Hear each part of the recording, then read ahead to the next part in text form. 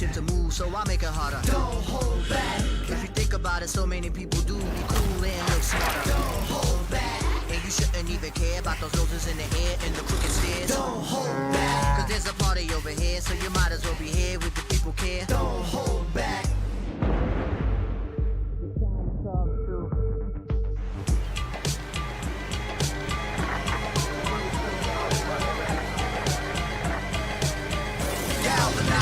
Trajectory and balance look good. You're confirmed to go for orbit. Over.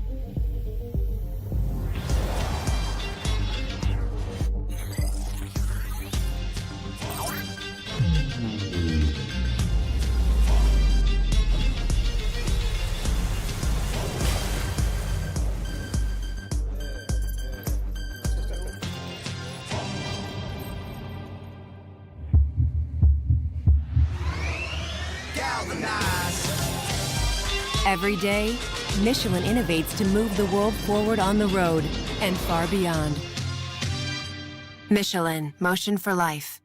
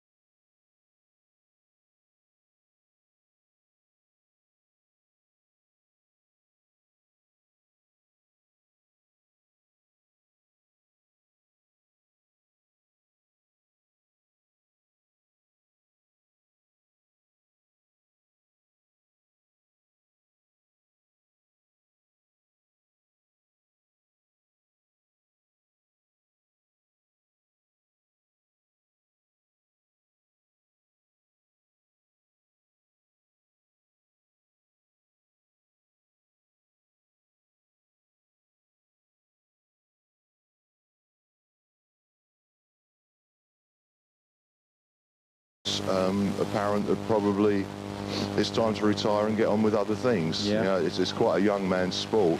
You don't see many competing really after the age of the late 20s. Yeah. Because it takes its toll on the body at the end of the day. Yeah. Now you're observing this week. You're on Parc Ferme duty today. Are you doing that all day, right up to signing in at the evening? No. So we're fortunate that we've only got the morning. All right, the morning stint. shift. Yeah, which doesn't involve too much paperwork and rearranging the motorcycles. So we're early start, early finish. Oh, yeah, you are then. Weatherspoons will be delighted. I bet they will. Now, we had a mutual friend who's no longer with us, and he was very, very competent at sorting out the Montezas when they went wrong. Mickey Gallagher. Yeah, well, last time we spoke you mentioned Mickey. Yeah. And the constant source of sadness in my life. Yeah. To have lost very early one who I suppose I have two very, very firm friends that I've ridden trials with over the years, and Mick was one of them. As you mentioned, extremely influential in developing some as yet unexplored territory with the remapping and reducing weight and working on every technical aspect of the Montesa 4RT. Yeah. And I would imagine followers of that particular mark in the UK find him greatly missed from a technical point of view. It's a few years since Mickey passed now as well, isn't it? Yes, that's correct. Yeah. But there we are. Life goes on. It does. But he was very much a proud observer here, because I think he got the #1 jacket or something, didn't he?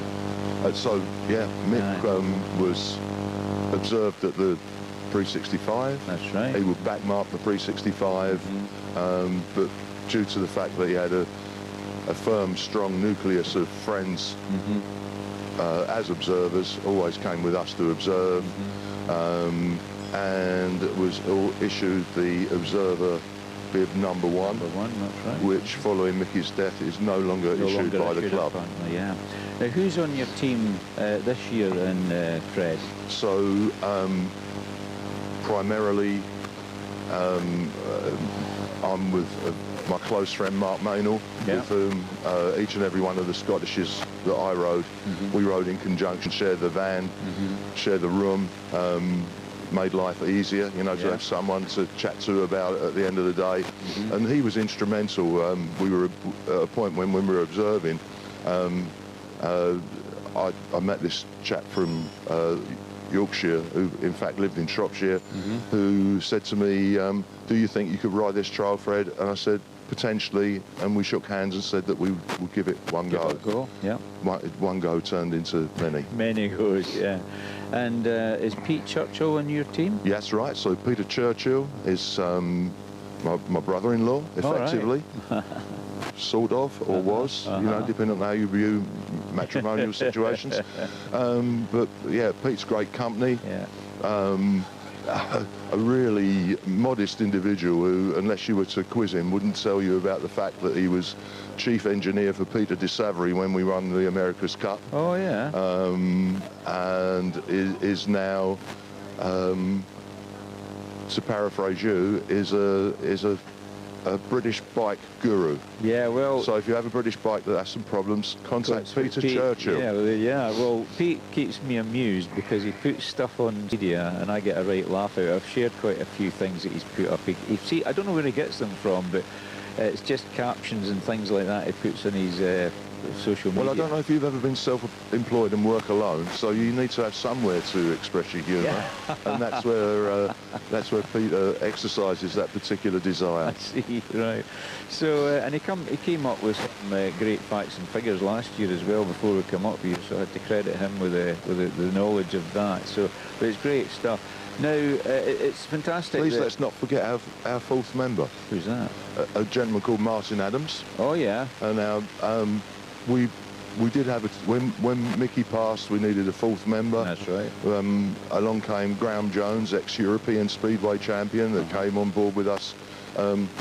Graham is moved away from the trials, it seems to me. Yeah. And as a consequence, we needed a replacement. And I contacted Martin Adams an old riding buddy from the West Essex Club years ago, and he stepped into the void, and yeah, a lot of reminiscing has been done. Bet you. So that's the dream team for this year and hopefully for plenty more. But you wouldn't miss this for the world, would you, Fred?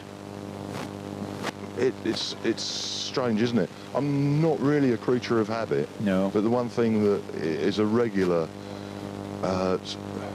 fixed point in my life is the Scottish six-day trial. Yeah. Without wanting to get too emotionally sentimental about it, if I look back over my shoulder, I've probably only got two close acquaintances that aren't associated with trials. Yeah. And I didn't come from a trials background. No. I was thrown in at the deep end, didn't know the first thing about it, but found a group of very, very helpful, knowledgeable, as it were. Knowledgeable, yeah, people with so much background. Yeah. You know, when you think of it, from a humble clubman up to Don Smith, they were all approachable the way through the whole regime now. So I don't really feel that if you're not a trials rider, then that's one box you don't tick, really, I suppose, with regards to becoming a friend. Yeah, exactly. That's why I've only got 3. Yeah. Now, your son Ben rode a push bike. Am I right in thinking it was called I can't remember the brand, but it was called a Level Boss? So Ben was supported by several brands through his riding career. Started off with Megamo, Spanish, associated with the Gas Company. That's right. They sold their brand, and so the new owners didn't focus on trials, and that left Ben really commodity for invitation to ride. So he's ridden for French and Chinese and European brands over the years. Yeah, very good. But the Scottish, well, hopefully it's all to play for still. We're right in the middle of the week. Things can change, scores can change. We've not done them yet. So you'll be out and about on the hill later this week, I would imagine. Yeah, where we're going. Yeah. I haven't committed it to memory. It's one day at a time. Yeah. I have to say, I kind of preferred coming here as a motorcycle observer. Yeah. But you know, we all get to a point where the first digit in the birthday category gets, you know, you think to yourself, should I be doing this? Yeah. As a group of friends, when one said, I don't want to do this anymore, so we said, well, what do we do? Break the team up, or do we all? Yeah. I hesitate to use lowest common denominator, but from a social perspective, I think it's the best thing you can do for your friends is to all join in and do what they want to do. That's right, exactly. The roadside sections tend to be quite severe and quite spectacular. Yeah. But you do have to deal with other aspects of the event. You're concerned of welfare positioning and of the spectators. Are you going to find a place to park? It's definitely is more stressful working roadside. I imagine. So anyway, we'll let you get on with your Parc Ferme duties today. Got all the bikes to go out, all 200 odd of them, and wish you all the best for the rest of the week. And it's nice for an enthusiast such as yourself to come in and see us here at Nevis Radio, Fred. Thank you for the opportunity of talking to you, John. Thank you. Fred Savage there. Maybe Has we can Fred do it got a again next favourite year. tune, do we know? Yeah, do you have a favourite tune, Fred, to play? Is there anything you'd like to put on the radio? How long have I got to think about Not that? long. I'd like you to play Whiskey in the Jar, please. Well, there you go. Thin Lizzy. Thin Lizzy. Great. All right, so play that for Fred. And we'll come back, we'll have a look at the route for today. If that's okay with you, Si? I thought you were just saying what you're going to do. I'm looking for Thin Lizzy Right. because today's not a good day. My keyboard's decided, you know what, we're not going to work either. let's just chuck it all in there today. You know what I mean? Let's have another systems update as well. Let's just do that, shall Yeah, let's do that. Which Right. one was it? we? Thin Lizzy, Whiskey in the Jar. That's what we're looking for. Right. Yeah, we can do that. Right. Is that what I'm playing just now? Or? Yep, that's for Fred. Fred Okay. Savage.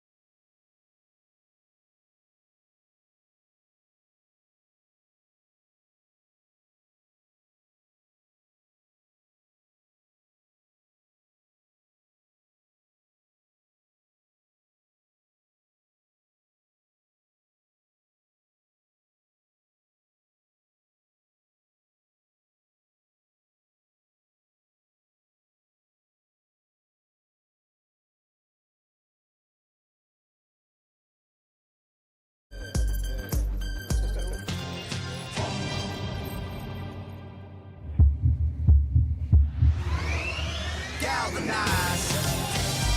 Every day, Michelin innovates to move the world forward on the road and far beyond. Michelin, motion for life.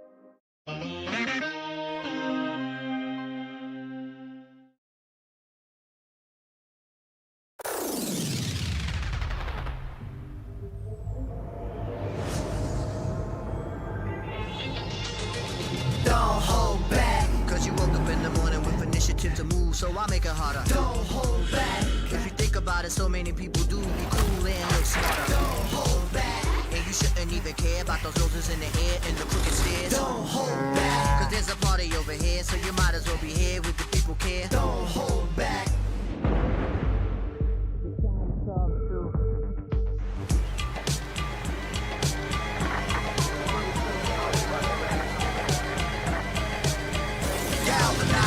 Trajectory and balance look good. You confirmed to go for orbit. Over.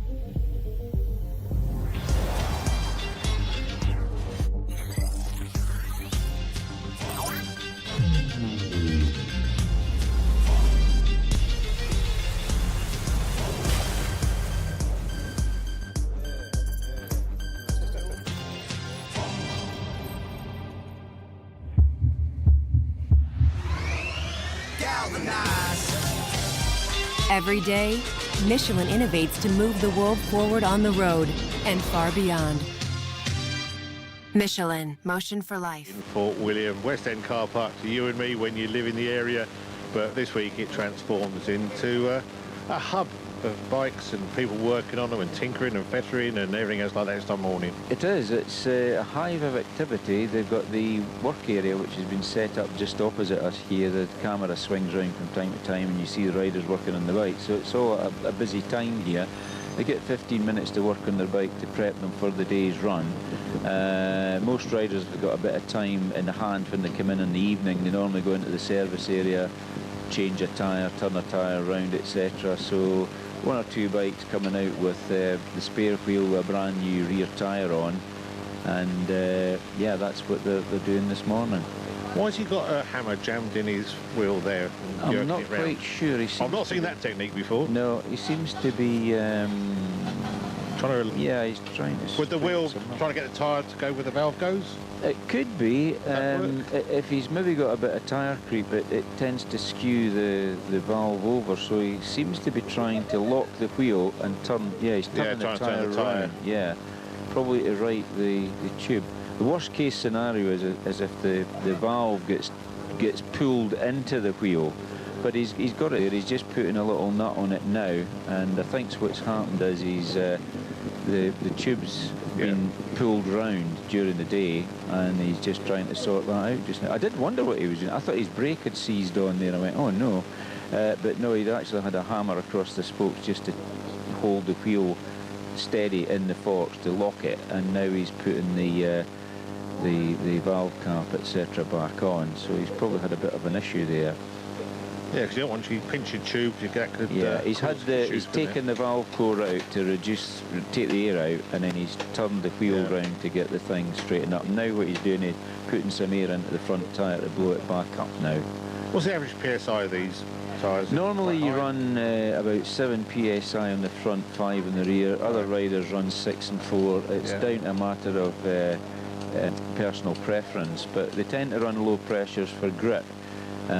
Normally the tyre pressures, if you're riding them on the road, you would set them to about, what would it be now, about 20 PSI perhaps, but they tend to run them a bit lower than that, obviously, just to get grip in the sections. Because these are specialist tyres that they're using. They're designed to grip on rocks and mud and stuff like a tyre. I think he's using a Michelin there by the looks of things. Parc today, so they'll be going up the Arkentor Road this morning, I would imagine, through the roundabout and up onto the Arkentor Road and over by Blarmacolchach, which is at the top of the hill behind us here. Do you want to have a quick look at the route in full? Should we do that? You can do. If Simon's ready. I hope he's listening in. It's not Simon, it's Dan. Oh, it's Dan, sorry. Dan's the man with the Dan's plan. the man with the plan. Yeah. Sorry about that. If Dan's got the route ready, that would be tremendous. This is Wednesday, midweek, the 6th of May, 2026. And the route today, the first group of sections at Callart, which is over the Mamore Road, or up off the Mamore Road, from Fort William to Kinlochleven. So they've got 2 sections there. First rider will be there in 20 minutes time, roughly. And section Group B, 3 sections at Lower Mamore, just outside Kinlochleven. First rider's there at 8:40. Then over to Schoolhouse Falls, Group C, 2 sections there at 9 o'clock. And up to Greymare's Tail, popular one there, just quite near the kennels, and that's 3 sections, that's Group D. Pipeline, the iconic Pipeline, a section that I actually did the full history of just a few weeks ago in time for the Scottish 6 Days on Trials Guru website, that's trialsguru.net. And that section, or group of sections, was first used way back in 1964. Everybody used to tell me it was first used in 67, so it wasn't a pre-65 section, but we have got photographic evidence now that, and also with the programmes, when we dig them out, that they first used that in 1964. There's 2 sections on Pipeline today, and the first rider arrives there in 2 hours' time. Then over to the inaccessible Lochield Moor, Lochield Cottage, Carmderg and Bradleg. It's a famous old section, Bradleg, but it's one that's a good hike to get to. Move it every year, so it's not always in the same place. So 2 sections in Group I at Bradleg. Then over to the Nevis Range Ski Resort, just outside Fort William at Leenachin. That's Anachmore to the locals, and also there's a car park there, but it is pay and display. So there's 5 sections there, so plenty to look at there, and the first rider will be there at 1:30 in the afternoon. And then down to the final Corrynacoy, Group K at first riders there at 14:10. So that is the route for today, Wednesday the 6th of May. There's a gentleman in the car park, rider 124, Nigel Burkett. He's been here long time, hasn't he? Yeah, well, I was speaking to Nigel this morning at breakfast, and I was winding him up because Neil Sturgeon, the photographer, put something on yesterday. Here's Nigel Burkett riding his 300th SSDT. How many is it he's done now? I think this is his 52nd, I think it is. He started in 1971 riding number 118 on a Suzuki. And is he there, is it? Yeah. So Nigel started off in the Suzuki, as a young rider, riding under the Bootle Scrambles Club, and he worked for Norman Crooks, the dealer. And if he doesn't know how to get a bike round, nobody does. Do you want me to try and catch him? Yeah, go on, go. I'll catch him before he runs away, hopefully. Yeah, run. He should have a bit of time, because it's not...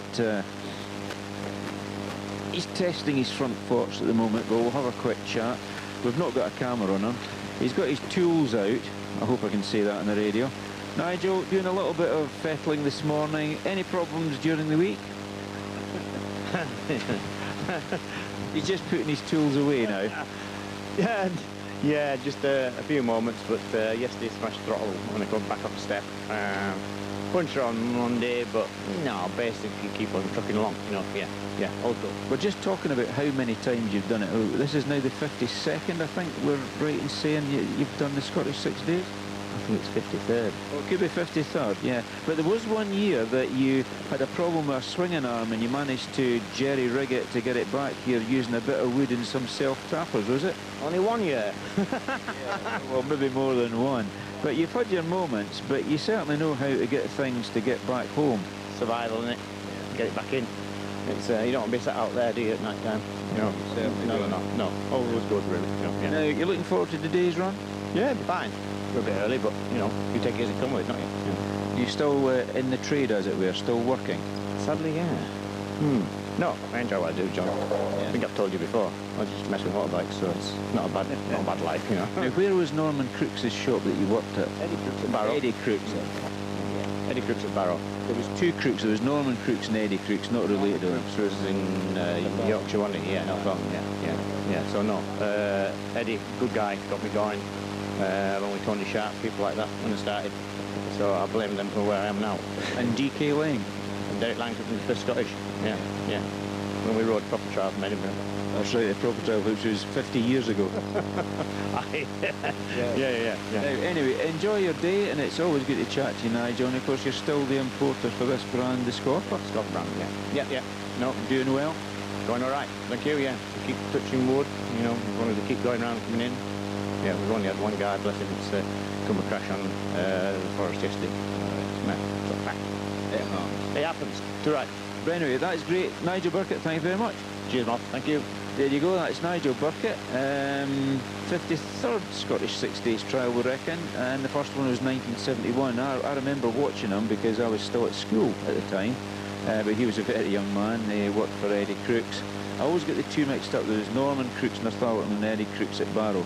And of course Nigel is from the Cumbrian area, and I've been to his shop, and yeah, what he tends to do is work on motorbikes, work on ATVs and all these quads that farmers use, and yeah, it keeps him busy and keeps him active. It also imports the Scorper brand motorcycles, so there we have it. Employed playing around with motorcycles, not a bad job, is it? I think it's one of these jobs that he loves doing what he does, you know. He wouldn't do it otherwise, and it's amazing that Nigel's kept going as long as he has. I'd like to think I was right in this, but I think he must now hold the all-time record of number of rides in the Scottish 6 days trial. There was a guy called Bob Griffiths from MCC of Wales many years ago. He had quite a few under his belt, well over 40. And having just done all the results for the early Scottish 6 days on my website, I came across the name R. Griffiths quite a few times, and it dates away back to the sort of mid to late 60s was when he first started riding up here. I hope he's still alive and fitting well. I remember him riding, and yeah, he went on and on and on, but he had quite a record. But it was interesting, just as a total up, how many Scottishes that Rob Griffiths entered, and also what he finished as well. It'd be good to see that, so I'll maybe do that as a little exercise for next year. You need these little exercises, don't you? Test your old brain, and you love number crunching. And yeah, I've been talking to your good lady, and apparently your office is a mess with paper. Oh, well, I'm going to be sorting that out. No, you've been saying that for years, apparently, according to Jane. Oh, right, the truth will out. Yeah, but it's not so much that. My own office is full of papers, and then I've sort of commandeered a spare bedroom to do the same, because I've been sorting through a lot of records from the Ed Stott archive and other information I got from the late Derek Wilde, who passed away, who was a bit of a knowledgeable man for trials generally. not specifically Scottish Six Days, but he inherited the Ed Stock archive from Ed before he passed away, and he's now passed that on to me, and that's now in the public domain. It hasn't been in the public domain before. Ed used to do talks to motorcycle clubs down south, and a very interesting talk he used to put together, enough time to cover enough ground. So what we've done is we've got all that information. There was 4 Lever Arch files, full reports dating back to 1909, before the Edinburgh District Club actually started running the Scottish Six Days, and it was only a 5-day. Put all that together in 3 volumes at the moment. We'll be going up to, well, from 1909 to 1994. Might increase that as time goes on, just to cover the ones that are already covered on the 6 Days website, just to have a complete set all in one place where people can go and explore it. And as I say, it's totally free of charge, no subscriptions to pay, no membership fees to pay, nothing like that. Yeah, slide film. Yeah, the Walker archive, which was submitted to me thanks to his sister. The Walker brothers are both now passed. Steve Wilson, formerly from Birmingham, now living down in the south of England, marked 70 quid. And I've been able not only to do slide conversion to JPEG, we've also done roll film. Yeah, negative roll film. I think they're doing them strips of 6. Yeah. So there's some old International 6 Days Trial 1954 stuff that I've pulled out as well. So that'll be going live when I go back. Well, this stuff deteriorates, it gets lost, it gets damaged. Yeah. And, you know, to have it digitised. Well, now it's digitised, so it's preserved and it can be passed on. But the Walker archive's quite comprehensive. There's still a bit more to do on that. Still to identify certain events. There's some British Championships in there from the 80s I've got to look at. And the other one that I upgraded recently was the Bob Hosey archive, who rode in the Scottish, a Stevenson member from Ayrshire, now living in West Lothian and Livingston. And Bob gave me a lot of information on one of these SD cards, but I only put about 15 on, and then I realised I hadn't finished doing it, and that was last year at the Scottish. So I've upgraded that, and we've got some nice shots of some Scottish riders as well in that, so his archive's a bit more comprehensive now too. So I'm adding 2 things all the time. It takes a bit of work, but it's a labour of love sort of thing, isn't it? Exactly. I mean, it is a passion you've got, obviously, and it's just nice to be able to pass it on. I mean, you know, as a legacy, and that's going to be there for generations to come now. It is, and the thing is, it's amazing. When I looked through Jim McComb's book, 6 Days in May, that he published in 1995, the opening sort of cover of it stated, or his foreword or whatever, stated that why he did the book was because as Secretary of the Scottish Six were coming to him and saying, Jim, do you have a copy of the 19 whatever results, because I lost my copy, or my father rode that trial, or whatever. And he decided, I'm looking through results all the time for people and what the route was and blah, blah, blah. So he put together this book. So I was fortunate enough to contact the McComb family. I actually contacted his granddaughter Cara and explained what I was doing, and asked if I could have permission to use excerpts from his book. Results, believe it or not, because I looked into this many years ago, results are not actually copyright like an article. Yeah. Results are facts. But the thing is that you've got what is copyright though is the way you lay it out. So I don't mind people looking at it, I don't mind people copying it, but if they do copy it, to actually just put a little accreditation to Trials Guru website and the Scottish 6 Days Edinburgh District Club, just out of respect. So I'm quite sure people will go onto these things over the years because it will be left on there, and they'll be able to see where their great-grandfather ended up in the Scottish 6 Days all those years ago. Absolutely.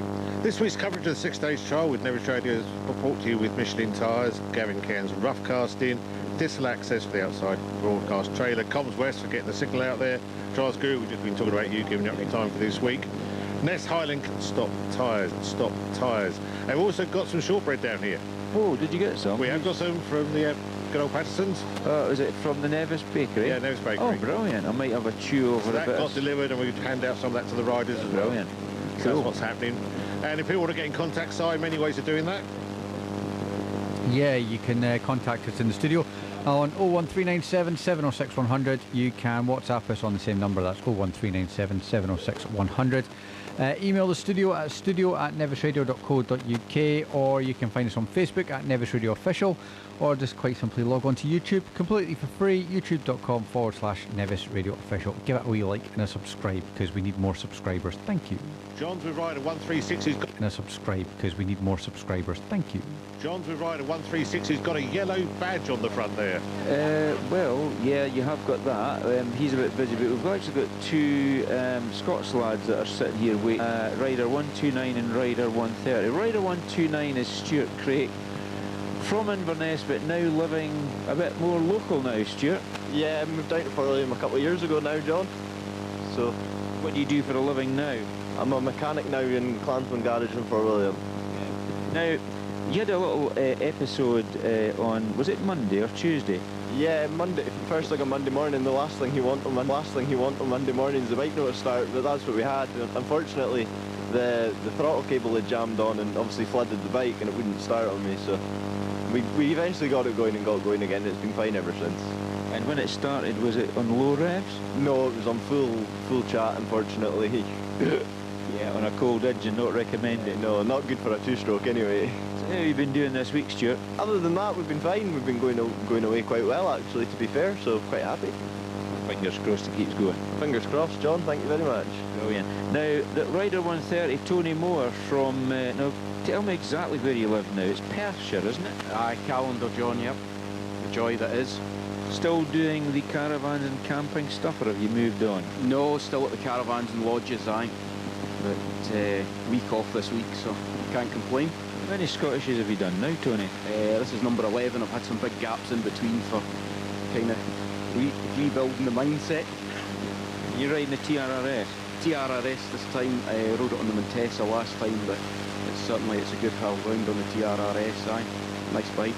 Looking forward to today's run? Aye, it'd be a nice run round Kinloch and back over the hill. It'll be good. Hopefully we get round before the weather. Exactly. Good idea. Anyway, good to speak to you, Tony, and hope you have a good day. Magic. Thanks, John. That's Tony Moore, number 130, and Stuart Craig, 129. As I said, he was he's brought up in, excuse me, wipe my nose, Inverness, now working for the Clansman Garage here locally in Fort William. His father, Alan Craig, or as we know him, Chips, well known in the trials fraternity in Scotland. He's following around with his with his daughter, who's Stuart's sister, Sarah, and Pauline's floating around somewhere with my wife this week. So there we go. I'm presuming they'll be doing lunch in Fort William, but there we have it. I think what I'll be doing is going up to Leanathan this afternoon because my son's riding number, 229, so he goes before we're finished on air today, so I won't be able to catch him up, but I'll probably catch him up at Leanathan, all being well. Very good. No, I saw that Adam's out there, the leader of the week so far. Yeah, just he wandered was off. dotting about and wandering off, but he looked to be in the zone, as it were, so I didn't interrupt We'll him. try and catch up with him as we go through this week. Yeah. Well, as some of the other riders. Yeah. Time-wise, it's about 3 minutes to 8 o'clock. My goodness, where does the time go, Si? Google, mostly. For you, probably this morning, to be fair. Yeah. Yeah. How are things back there? Any messages coming through? Yes, I have got a message from Karen down in Dorset, listening again, watching again. So yeah, that's all good. The boys in Finland, I believe, are on the live channel along with Offroad 360, saying good morning. I just seem to be spending a lot of time researching electrics at the moment, if I'm honest. See, what else do you do on a Wednesday when you're in the middle of a live broadcast? Cry into a can of Coke. Yeah. I've heard you've had some issues today, Simon, but we won't go there, but my commiserations are passed on to you. Yeah, I'm not having a good day, John. I'll be honest. I've already said sorry, all right? Yeah, I know. just to clarify, I dropped my laptop this morning. I've smashed the screen. I'm working on that. I did that with a mobile phone, and it's not funny, is it? No, it turns out my screen's quite expensive too, which is not fun either. Always the way. Yeah. When we come back, we'll be having local news around about 8:30. David Cedric, thoughts of the day, 8:45. We've got Beta coming in with one of their bikes later on, I believe. That's the plan for today. Oh, good. And obviously, catching up with the clerk of the course as well, Lee. He'll be coming in to give us an update just before the... Yeah, 9 o'clock news. Lee's floating about here somewhere. I saw him earlier on, and I saw David Ignan also in the Parc Ferme checking on things. So yeah, they're all here, I think, today. So that'll be good. And in the next hour, we'll have a look at the full results too. We've got them with us now. Yeah. I'll go through that and catch up with some more of the riders out there. Now, there's quite a good atmosphere around the back today. Seems to be a bit more enthusiasm. I don't know, yesterday seemed a bit of a low.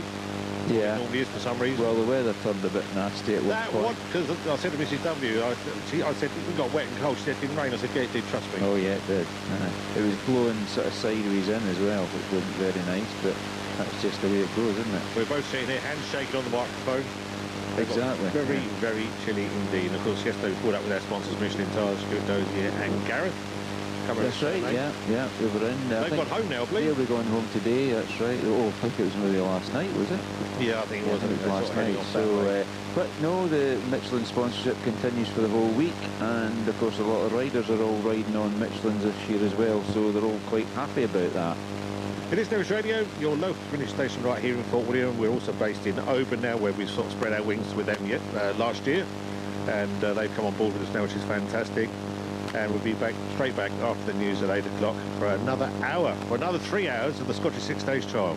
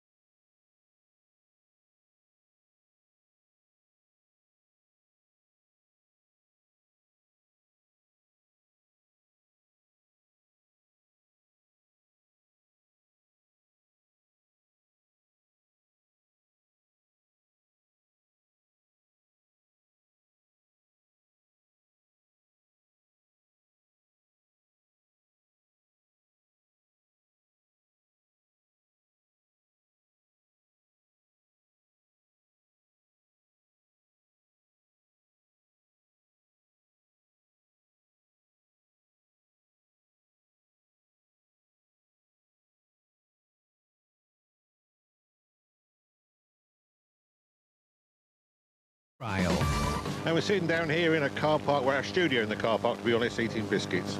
Well, is it a biscuit? Or yes. Is it? It's Shortbread Fingers by Nevis Bakery. Thank you to I always Archie call it a Patterson. biscuit. Well, it's not a cake, is it? No. Thank you, Archie Patterson. Yeah. He does us proud every year. His son Paul used to ride trials. I don't think Paul's riding now, to be honest. So it's very nice that they bring down a box of Shortbread Fingers, which we'll be handing out to some of the riders this morning. I mean, a whole box made back to the studio. A whole box. We've got a couple of packets down here. Oh, right. But, yeah. You're saying that like I'm sat here just lording it up, my feet up. Oh, I'm just not saying anything. Just saying. I mean, I know you're crying into your bloody fizzy drink, whatever you're drinking today, but yeah, that's what it happens. These things happen, Si. Do they? Yeah. Right. Yeah, all the time. That's why you've got repair shops. Is that nice? It doesn't come across on the microphone very well. It sounds nice. Yes, I like it very much. It's a butter shortbread. Very buttery. Lovely. So you've seen, if you're watching our YouTube feed right now, you're seeing images up on the start ramp. Because they only have used it on the first day, now they seem to use it every day. Yeah, they do. I remember they used to pull it away out the way. Yeah. I think there was one year that they tried, well, had the start ramp and it got very icy and the riders started falling off at the start. So they removed it quite quickly, quite sharpish. But no, they've done it, kept it on this week, which is quite good. You notice a truck in the background if you're watching it live. Ferguson Transport. The late Archie Ferguson founded that company. I think they were originally from around about Ardrishock direction. But his daughter Kim Ferguson goes out taking lots of pictures locally. Kimages, she has them under. And it's Ali Ferguson, I think, is head of the company now. He did some trials as well. He rode in trials. I'm sure he rode the Scottish 6 Days, and he also I remember, I think he did a bit of motocross as well. So he's in charge of A. Ferguson Transport now, but it's not just trucks, it's trucks forwarding, shipping, the whole Shipping thing. and everything, it's the whole lot. And I think they've got the yard that was up at Kishorn. Yeah. Right, yeah. Yeah. So there's a lot of things happen with the Ferguson Group now, and very big company, and when you're driving around you see their lorries up here and far afield as well. That is the Charles Guru talking, Mr. John Moffat. Good to have you. I'm John Weller. Dan in the studio, the actual sort of mobile studio here. We've got Robert doing the film. Robbie, always call him Robbie. I don't know what Robbie, just go for that. Yeah. He's doing some camera work. Left Jacob down here very soon, and that's what side back at the studio is the team for today. It does change slightly during the week. A little bit. People trying to get time off, etc. Because apart from Si, everybody else are volunteers. Yeah. It's a bit like the Scottish 6 days, everybody's volunteers here. Yeah. So it matches in quite well, that. If you worked out what the wages of be for something like this, you're not minimum wage, it'd be terrible, wouldn't it? Forget it. Well, somebody must have costed it out. There must be grants and donations that we have to do it for Nevis Radio now and again. All our hours get logged. Yeah. We've got like a pie chart for Ofcom. Yeah, yeah. And that helps for funding and what we can do and what we're allowed to do, etc. How many hours we have to broadcast a day and stuff. Well, I'll tell you what, I've got Excel here. John, how many observers are there, roughly? Per day? Well, there's 30 sections per day, so there's got to be 30 observers per day, but there's normally a bank of them, so you're probably talking about 50, 55, I would imagine. 55. All right, we'll do that at the national living wage. I'll be back. But so you work out that what it would actually cost to fund this. Scary. As well as all the markers.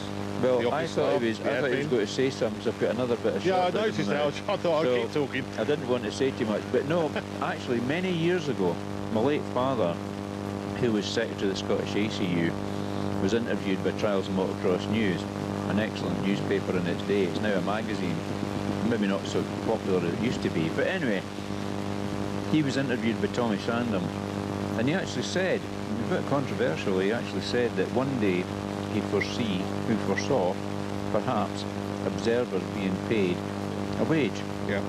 People didn't like that at the time he said it, but he was trying to think what will things be like in the future, and he said maybe these observers should be paid what they're worth. You know, he's a great believer in rewarding people, and even although he never ever took a penny out of the sport, he always put money in the sport, never took money out. But he said, you know, he could see it happening maybe, that he'd maybe actually have to pay observers. Well, some clubs actually do that. They actually give the observers, you know, tenner, whatever it is, cover their expenses. But you've got to be careful, because obviously when you start paying people, you're then responsible for them. And you don't want to take them on as employees as such, but certainly covering their expenses and things like that is not a bad thing, and it's come to that now. So he was probably right in some respects when it came to that. You know, paying officials, not just in trials, but in, you know, motocross, maybe paying the marshals, or reducing the entry fee if you bring along a marshal with you. You know, if somebody travels with you and they're prepared to stand all day waving flags about, then why not? I can see the benefit of that. But if you actually had to pay everybody that comes to the Scottish 6 days, a massive international event such as it is, it would be a costly thing, and you know, it's the old story. I mean, the entry fee is about 700 quid as it stands. That would have to go up to actually pay for it, because there's a lot of expense to pay. The police, the forestry, you name it, they've all got their fee charges now. You can't just sort of say, can we use your forest to come through? No, it's not as simple as that now. Everything's got a cost. How's it work with the car park? I've never actually asked anybody. I mean, obviously it's council owned. Do they get a fee? I don't know. They're losing income. I don't know if there is a fee for the car park, because there's a kind of, well, put it this way, it brings income to the local economy. So maybe it's a kind of, you use the car park and make sure there's no people come to the Scottish 6 days trial to sort of recompense it. But I don't think it'll be coming in later. You might know that information. Yeah, interesting. Yeah. So that's it. So, but as I say, it's a volunteer sport. It's not a totally professional sport, although it's an amateur sport with professionals in it. We've got a leaderboard up there for some reason. Are we doing a leaderboard? Well, can do. Just let's do it now. While it's up there, leave it up there. Excellent. Adam Raga is leading the trial just now after Tuesday. That was the 5th of May. We're now on to the 6th of May. But Adam Raga on the Sherco's on 0 marks. Michael Brown on 1 mark lost. Michael has been runner-up in the trial a couple of times. I wouldn't like to say how many because I haven't looked into it. But Michael hasn't ever won the Scottish 6 Days. He's become very, very close to doing so. Michael's on 1 mark. 3rd position, George Hemingway on 1 mark. Now he's going rather well. He did last year as well, so fingers crossed he does well this year. But we've got to remember that George is quite a young lad and he's riding a 125 beta. Now he's been used to riding in the World Championships and stuff like that, Nationals a 300. So he's dropped down from a 300 beta to a 125. Well, I think he's a 300 anymore. James Dable, 3 times previous winner of the Scottish 6 Days. He's on 1 mark, he's in 4th position. Jack Price, previous winner, in 5th position on 3 marks lost. Billy Green on the Scorpa in 6th position on 3, followed by Gas's Jack Dance on 4 marks lost in 7th position. 8th position, brother Harry Hemingway on 5 marks lost. He's also on the beta. I think he's probably on a bigger bike than his brother. I'm sure he's a little bit older. Ben Dignan from Roybridge, son of the club chairman, sorry, the committee chairman, SSDT chairman, Ben Dignan, on the Sherco, 9th position, 5 marks lost. And not last year's winner, sorry, the brother of last year's winner, Dan Peace, on the Sherco in 10th position on 6 marks lost. That's what's happening on the scoreboard right now. We used to get breakdowns of the Scottish and ladies and things like that, but we don't seem to get them. Yeah, we don't get that now. It's a bit hard to work it out. Dan Peace, funnily enough, is coming back into Scotland in June. He's actually opted to ride at the Highland Classic 2-day trial on a Triumph Twin. Okay. Him and his girlfriend are going to be riding around that, so it'll be interesting to see how Dan gets on an old bike. Have you got a tune in mind we can play in a minute? We'll do the weather and whatever. Let me think. You always put me right on the spot. yeah, we haven't done this many years, have we? Now then, what about one from the Doobie Brothers? China Grove? Yeah, we can do that. We'll do the weather, do a bit of catching up. China Grove. China Grove. It was written when their van broke down and they were stuck, and the name of the street was China Grove, apparently. Ah. So I've just been having some things explained to me which are very technical and intriguing, stuff I wouldn't have thought of. Anyway, to answer your question, I believe there's 67 observers. Jonathan from Jaham has been in touch to tell me there's 67 observers. All right. So I've worked out 6 days, 10 hours a day. That'd be about right. Yeah, about right. 13.25 I put here as an hourly wage. Should be £53,265. Yeah, I could believe that. There you go. A week's wage for Si. Yeah, a week. Taxman, I love that. Yeah, he loves you anyway, doesn't he? Apparently so. Right, are you ready for some weather? We are indeed. Yep. Today's weather on Nevis Radio, brought to you by Thistle Access. A bit chilly to start with, but there will be some sunny spells in the morning for some of us, turning rather cloudy throughout the day. Patchy rain arriving in the west, but mainly dry towards the east. Temperatures up to around 12 degrees centigrade. Tonight, a rather cloudy evening with a few showery bands of rain spreading northeast. Some drier and clearer spells will then develop during the rest of the night. Freshly southerly winds, temperatures dropping to 4 degrees centigrade. That was today's weather on Nevis Radio, brought to you by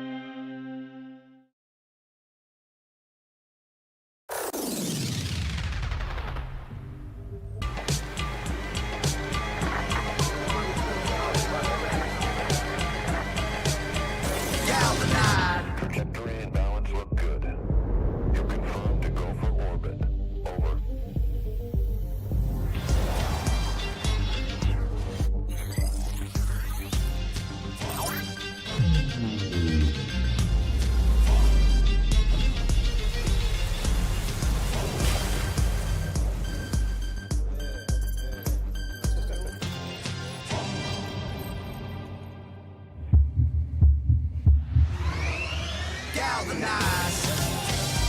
Every day, Michelin innovates to move the world forward on the road and far beyond. Michelin, motion for life.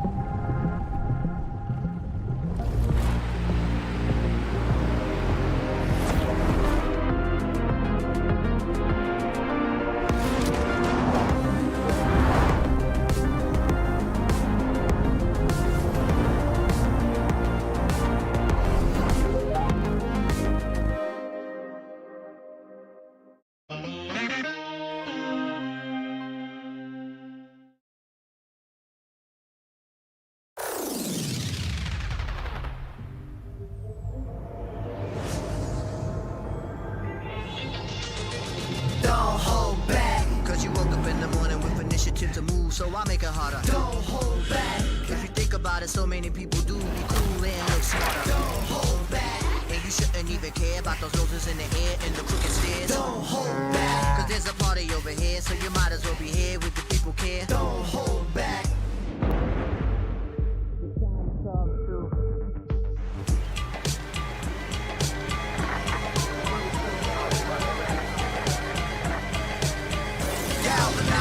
Trajectory and balance look good.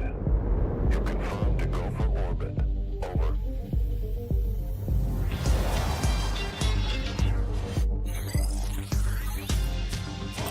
Of the Scottish 6-day trial. Yes, it's Wednesday at the 6 days trial, the 6th of May. We got caught there because we were chatting Talk about away. generators, funny We were, enough, actually. there you go. There you are. We're up to number... Oh, what are we on now? No, can't see out the window anymore. Oh, neither can... Hold on. 148. Right, 148, who is Drew Howie from Inverness Club on his Beta. So he's just ready to leave the Parc Ferme very shortly, followed by 149 Evan McDonald of the local Harbour Club on a gas. There. So that's where we're up to. The car park's very busy today, which is always good to see. I just love these people. Air filters, I guess that's quite important. Yeah, keep them clean.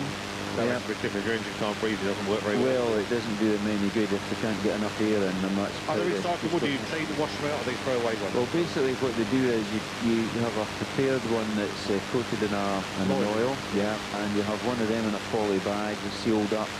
Take the old one out, clean the airbox out, put a new one in, and then take the old one away and wash it out thoroughly and re-oil it.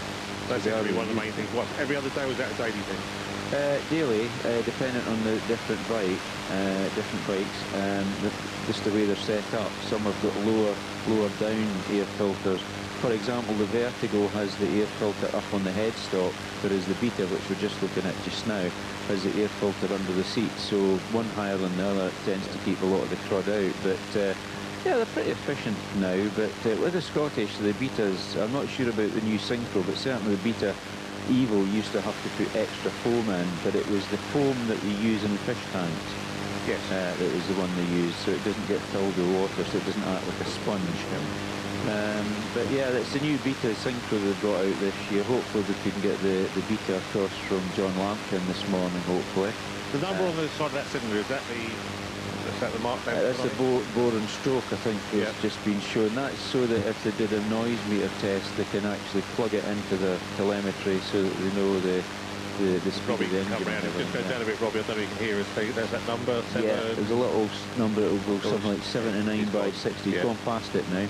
It's not on the front of the bike, it's lower down, in the middle, there you go. down, down. It's a bit like there you go. There you are. 79 by 60, so that's bore and stroke. So 79 millimeters by 60, so the piston moves up and down 60 millimeters, and it's 79 millimeters wide. And if you put that into a wee calculator, that'll tell you exactly the cubic capacity of that motorcycle. So the one of the Bultacos I have is an 85 mil piston width and a 60 mil stroke, so that makes it a 340cc. And I've got one that I had specially built. It was an idea. I had a bit of a Martin Lampkin replica, but not quite. And it was I used an Alpina bottom end, which is a 64 millimeter stroke and an 85 millimeter piston. That gives you 363 cc's, or close enough to a 370. So that's what that is. That tells you what the bore and stroke is, but it's for noise meter testing.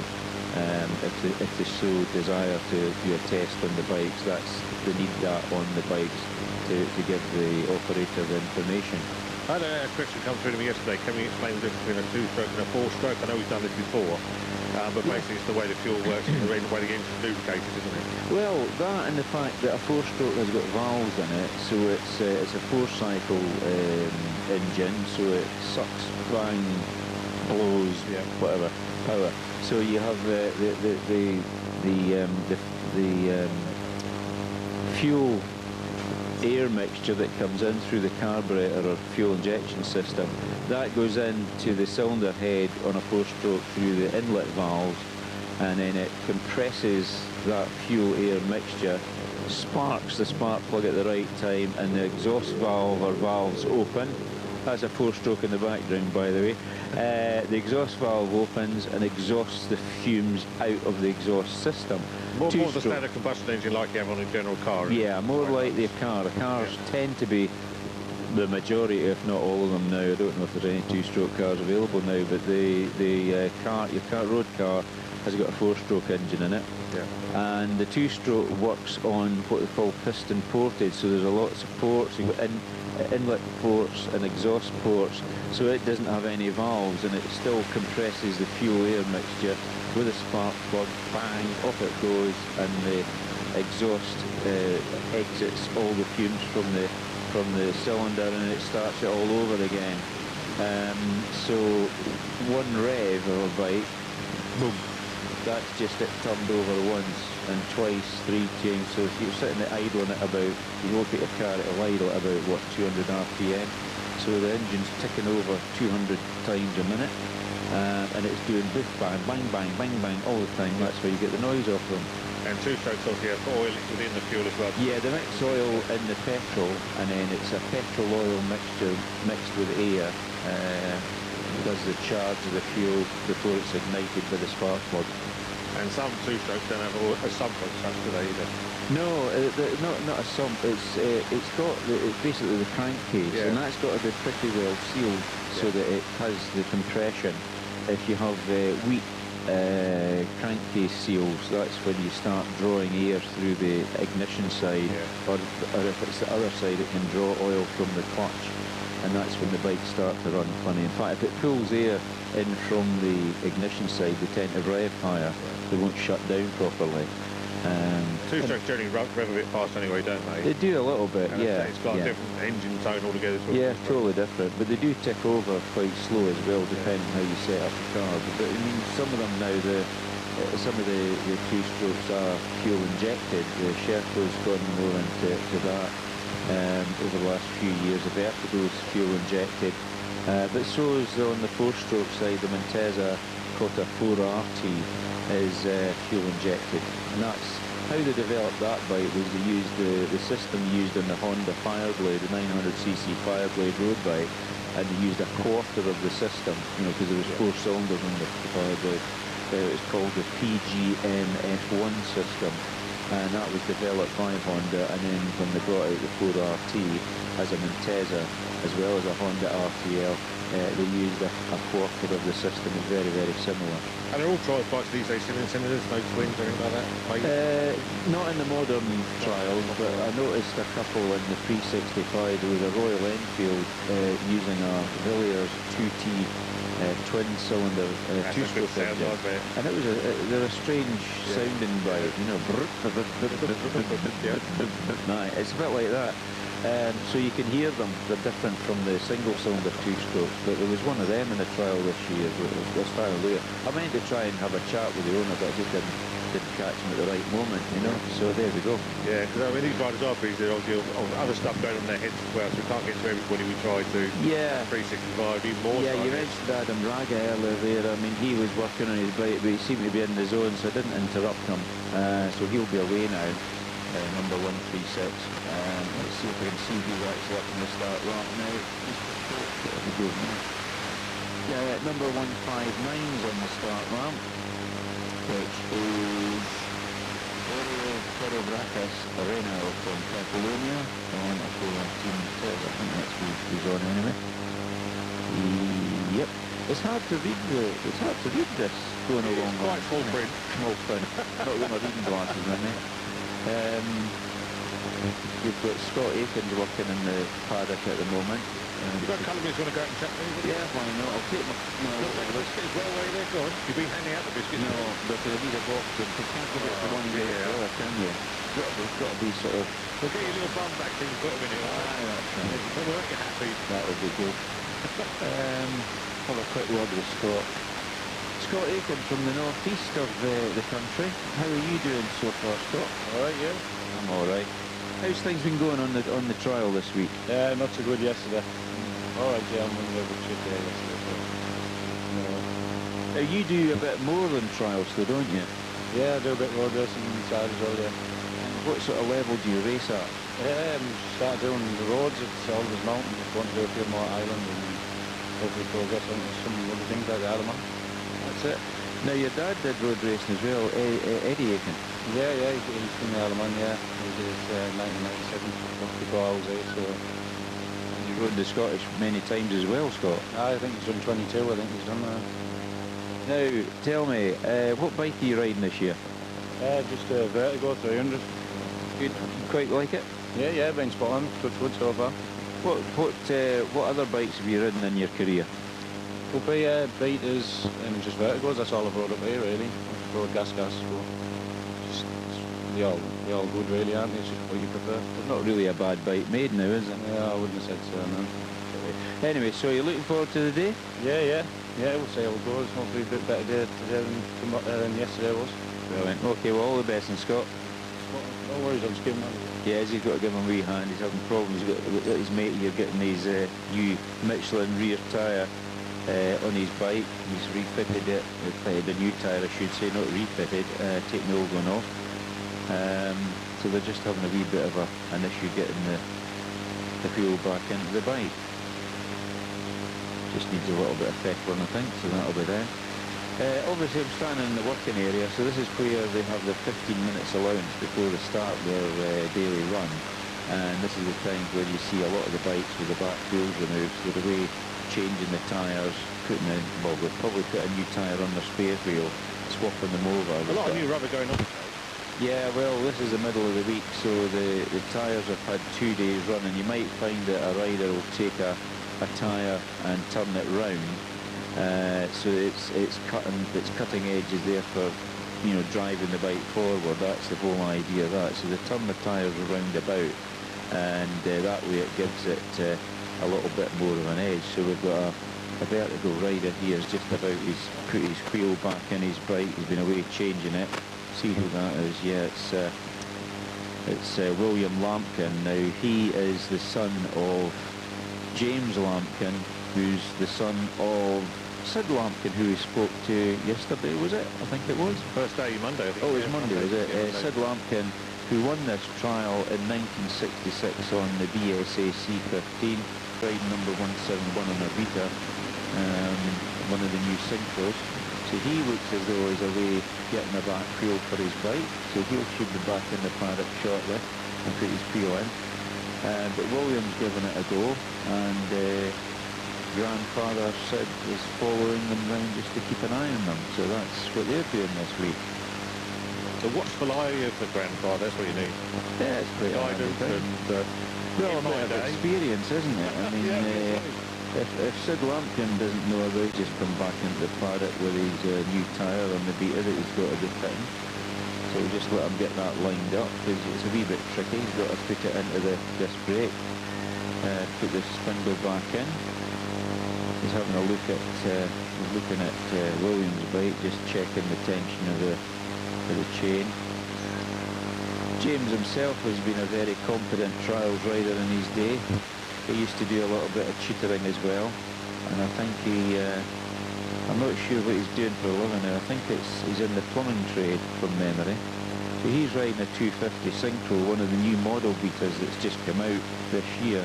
It's a 2026 model year bike, and a little bit of a change. The kickstart's now on the right hand side, it used to be on the left, so they've got sort of reversed things round a little bit. So James has just put on a brand new Michelin X11 rear trials tyre, 400 by 18 section. And what he's doing now is he's lining up the back wheel in the swinging arm so that the chain runs perfectly straight. If you get that wrong, you run the chain at an angle and has a risk of coming off. So James is just checking that he's got it tensioned right, and what that means is that the chain's running, looks a little bit slack, but actually it's so that when the suspension moves up and down, the chain actually tensions up when the suspension's compressed. So you've got to leave it deliberately slack at one point so that it doesn't put a strain on the gearbox components. And that's very important. So he's just tightening up the back spindle and making sure everything's okay.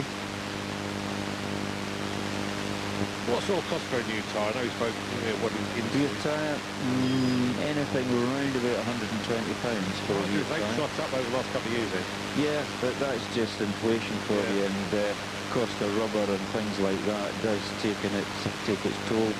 The manufacturers have got to look at it, but there is obviously a recommended retail price for all these tyres, but then some tyre people do discount. You know, if you buy a pair, they'll do it a little bit cheaper. But you're still talking about, you know, around about £120 to £130 for a rear Michelin now, and about £80 to £90 for the front tyre. Well, when you think, I guess that's what's giving you a grip on what you're trying to go up with on each section. It's an important price component. Yeah, well, the way I look at it is, could you make it yourself in your garage? No. You probably could. Could you make a tyre? They're all very technical stuff, they're moulded up. Yeah. So what James is now doing is just having a wee test of the front spokes to make sure that none of the spokes have loosened off. And if they are loosened, he's actually got a tighten one just now. So they do, you know, sort of ping off a little bit, lose the tension. You don't want that, because then the wheel would now go true. So you're just making sure that everything's A-OK. We've got a quick word line. Are you able to speak and talk and what? How are you doing, James, so far? Having quite a steady ride out, really, I think. Body feels like I've been run over by a bus this morning after the more crossings yesterday, but I think that's 4 years off for you. Well, you've had a bit of a semester, because you used to ride this trial every year, year in, year out, and you always done pretty well. What was your occupation? Was it a plumber? Yeah, plumbing and heating engineer. I have a little business down near Skipton. We run 3 or 4 lads, so keeps us busy. Now, you've got your son William riding this year, so another Lampkin joins the fold. Yeah, he's decided he wants to be a trials rider after 10 years off, so that's dragged me out for 1 year, and then I've got another son who's observing this week helping out, and then he's 17 next year, so I'll have one more going there, I think. Brilliant, so you think that's the first lambkin that's observed then? I would possibly say yes. Now, grandfather, your father Sid Lambkin won this trial in 1966. Any danger you could do that this week, James? I think I'd need a miracle or a natural disaster to get rid of the rest of the field, I think, but we can only but try, can't we? Well, anyway, I'll let you get on with the petrol. That's 171 James Lambkin. He's the son of Sid Lambkin, whose real name is Alan Raymond Charles Lambkin, or ARC Lambkin. One of the trio of Lambkins that had been so successful at this event. All three brothers won this event, and also the big one that the Lambkins go for is the Scott Trial down in North Yorkshire every year, a time and observation event. And yeah, they've all won that as well. So a double header there, winning the Scott and winning the Scottish 6 days, something that's very much in the sort of sights of the Lambkin family. But an amazing family, going through several generations. And there's more Lambkins than we've ever met. You know, there's other ones that are in Australia and things like that. And yeah, James is going round with his son, which is the way that they do it. You know, if you can, if you're still fit. And as James said, he had a 4-year layoff from riding. So this is a bit of a test of his stamina this week as well. Very good indeed. Well, I think we've got a tune lined up for Robbie, and I'll probably some messages to catch up with. And do you want to come back before we do talk for the day? Yeah, sounds like a plan. Right, Fred again for Robbie.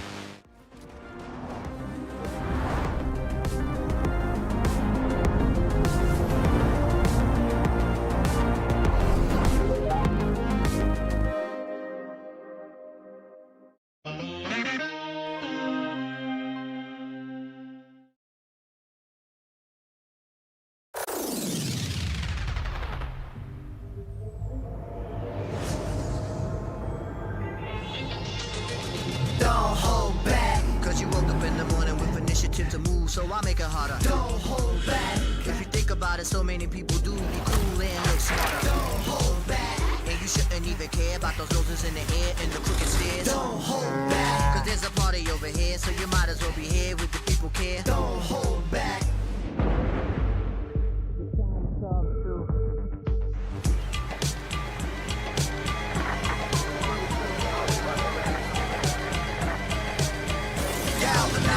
Trajectory and balance look good. You're confirmed to go for orbit. Over.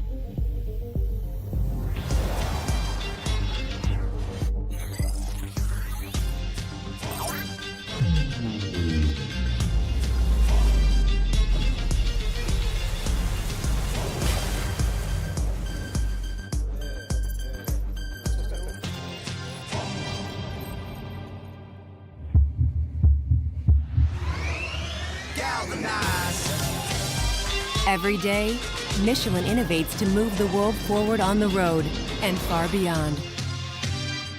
Michelin, motion for life.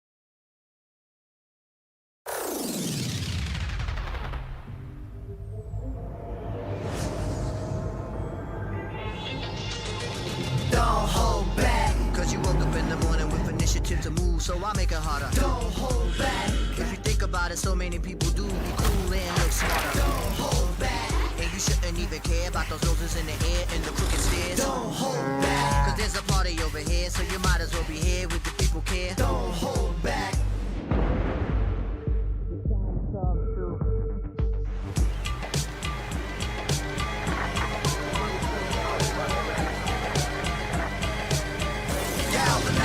Trajectory and balance look good. You confirmed to go for orbit. Over.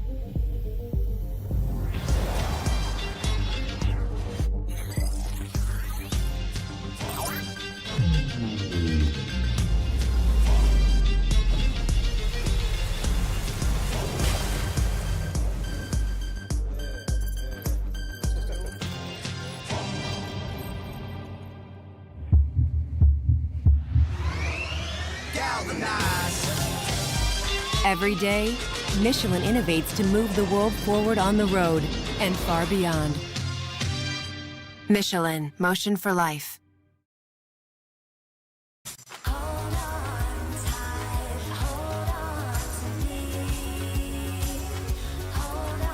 Three of the Scottish 6-day trial. As you said earlier, it's hump day, it's Wednesday, it's day 3, halfway through the week. And a good atmosphere, I mentioned that earlier. Sun's coming out, which is always very nice. Yeah, it's a balmy 9.8 degrees, almost up It's to a the slow climb today, but it's getting there. Yeah. It is Is it the getting maximum today, 10, or is it a bit higher than that? I don't know. Yeah, they're saying a little bit 12. Yeah, well, we're not far off it. So once the air temperature gets heated up, we should be there. But no, it's all quite calm here. The guys have been bringing the bikes in, doing a little bit of work, as we've seen earlier, changing the rear tyre, new tyre going on. And you asked me when we're offline or off air what happens to the old tyre. Well, nowadays some riders keep the old tyres and use them for practice, put them on a spare wheel for practice. Others pass them on to riders that maybe just starting, and then nowadays what you've got to do is pay a tyre company to recycle them, because a lot of the amenity sites, recycling sites, won't take tyres now because it's a specialist thing to take them apart because there's steel in them. So I use the local tyre supplier up in Inverness if I'm changing tyres, and I take them down there and pay the fee to get them disposed of properly and correctly. All waste disposal costs money, don't it? It does nowadays, yeah. Oils properly and everything else. Does it cost, yeah, because oils, you just can't throw that about. You've got to throw them in the right place. They're taken away by specialist oil companies, and it's the same with the tyres.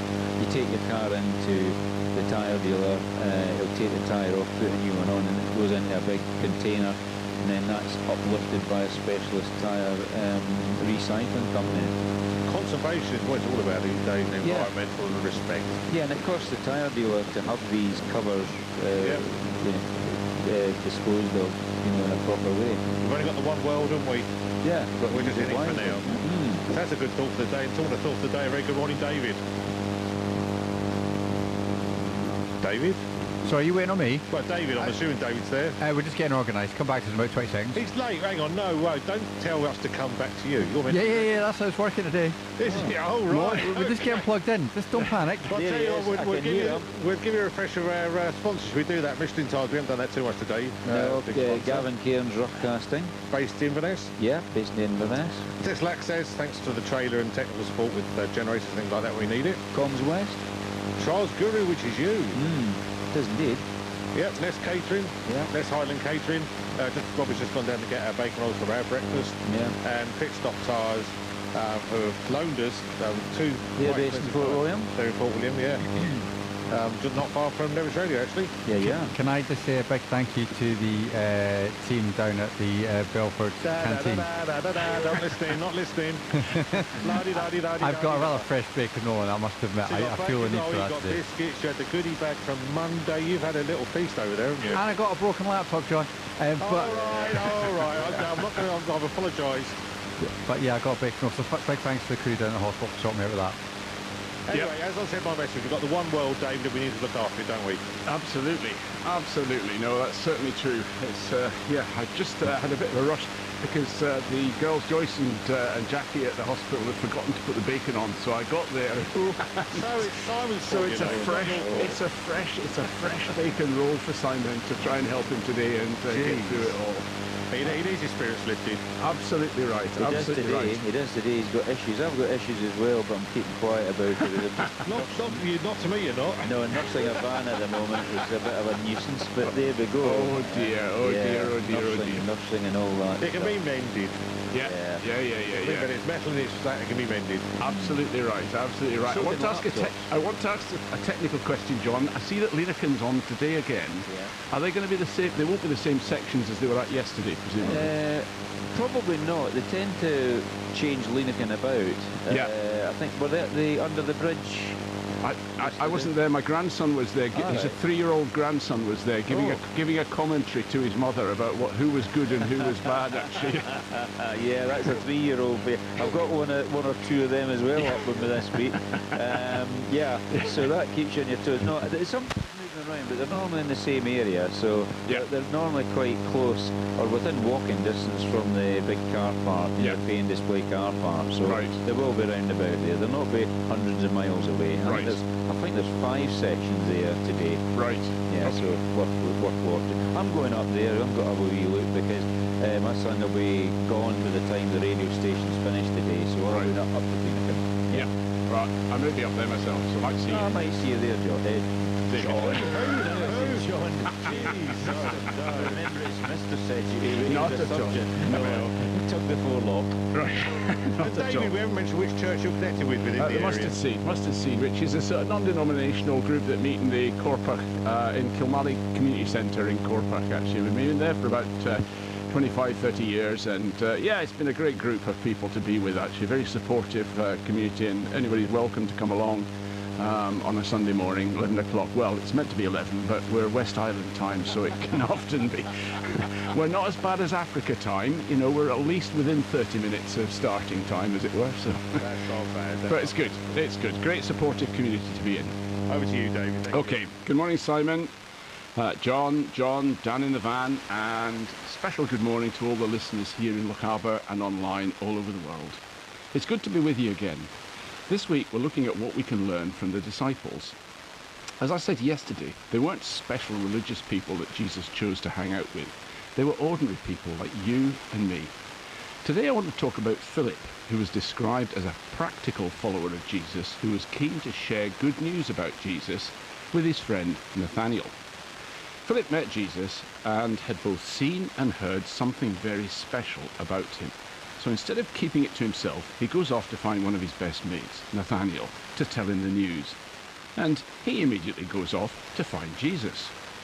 This highlights one of the characteristics of people that are followers of Jesus, that they want to share the good news. Let me illustrate this. If you had the symptoms and signs of acute appendicitis and went to a friend with no medical knowledge, then they would probably say, go and see a GP, go to A&E or a surgeon, because they will be able to help. But if you were telling me about some symptoms you had, and I knew you needed to see someone about them, but didn't tell you, I wouldn't be much of a friend. Now, Philip was the good friend to Nathaniel, and he's a bit like this with his understanding of what Jesus has promised for his followers. Jesus gave them a purpose and direction in their lives. Philip is a good friend of Nathaniel and obviously wants the best for him. That's why he says, come and meet this amazing man who talks about living a fulfilled life, building a new community here on earth built on love, peace and compassion. Philip told Nathanael that this Jesus was the son of Joseph from Nazareth. Nathanael's reaction was, Nazareth? Can anything good come out of Nazareth? The reaction would be a bit like me being told this special person was a heart skepticism, went off to find Jesus. He then realised that this man, despite coming from Nazareth, was the real deal. He realised that Jesus truly is the Son of God. This is where you and I are put on the spot. We have to make a decision about whether or not we consider Jesus to be who he says he is and to do what he promises to do. Now, there are only three possible conclusions about Jesus. The first is that Jesus is a lunatic or mad, making all these claims that he makes. The second is that he's plain bad, Son of God. I want to finish with a Mumford & Sons song, Awake My Soul. One of the lines is, in these bodies we will live, in these bodies we will die. Where you invest your love, you invest your life. Thanks for listening.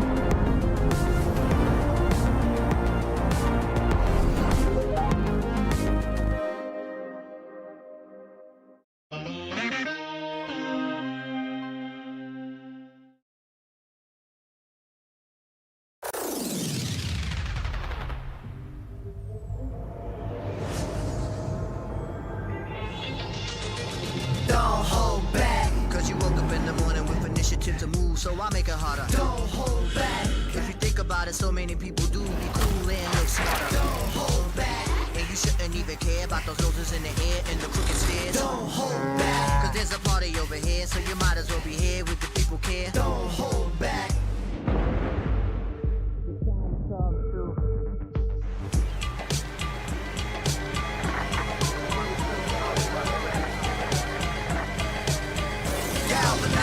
Trajectory and balance look good. You confirmed to go for orbit. Over.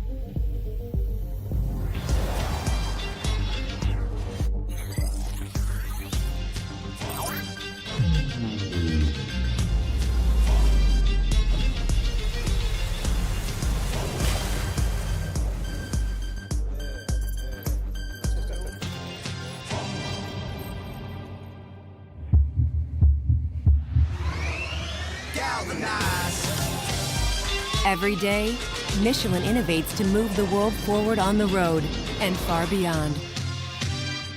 Michelin, motion for life.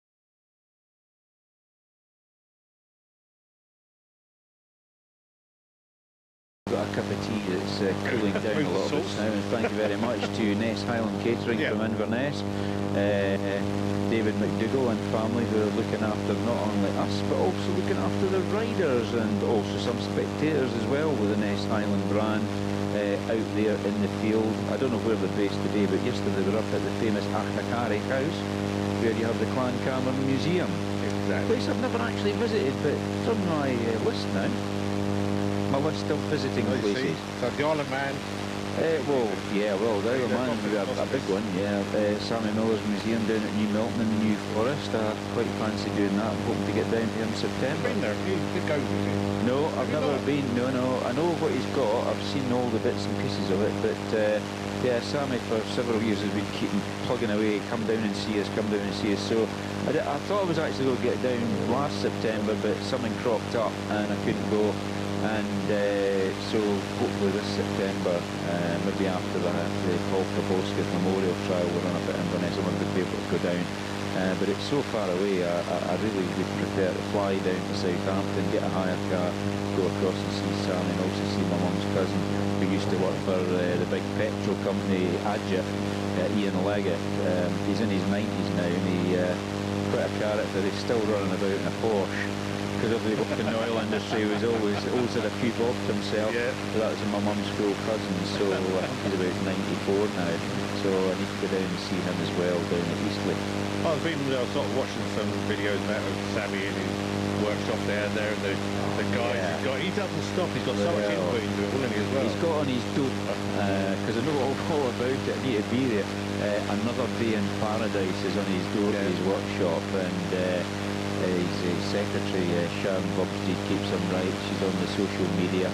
And yeah, Sammy gets up every morning. I spoke to him about it at Telford. He was at Telford as one of the guests of honour. And he said, John, you've got to get up every morning for something. I have a purpose. Yeah. He says, I get up in the morning and I wake up and I think, I've got that gearbox to do. I said, that's the same. He says, I can't do without something to do. He says, you've got to be active. And he's not just active, he's very active. You know, he's diving about that place. When you see his videos of his workshop, I mean, he's got a guy who works for him, Bill, I think his name is, and they're constantly restoring machines, keeping the museum right. But, you know, he doesn't own a single motorcycle. There's about, what is it, 500 odd motorcycles? Got a lot in there, isn't he? Yeah. A lot in there. He doesn't own a single one because obviously because of inheritance tax he put everything into the Sammy Miller Museum Trust and that covers that off nicely. So it's a bit like giving things to the community, I suppose, but he's got a superb place down there and now he's very friendly with Alan Millyard. No, he's not an inventor. Time for the news, is it? Oh, is it time for the news? Yep. 3 seconds? Come back to that later. No, I was killing the news. You said we're not doing 9 o'clock news. No. Oh, sorry. Carry on. I'm looking to say Lee's not turned up, so I don't know where he is at the moment. Not yet. He'll be around. So Sammy, as I say, what was I saying about him? Yeah, he's got this museum. It's got a cafe in it and everything like that. He's in with Alan Millyard, the guys that are on what is it? I can't remember the name of the programme now with Henry Cole.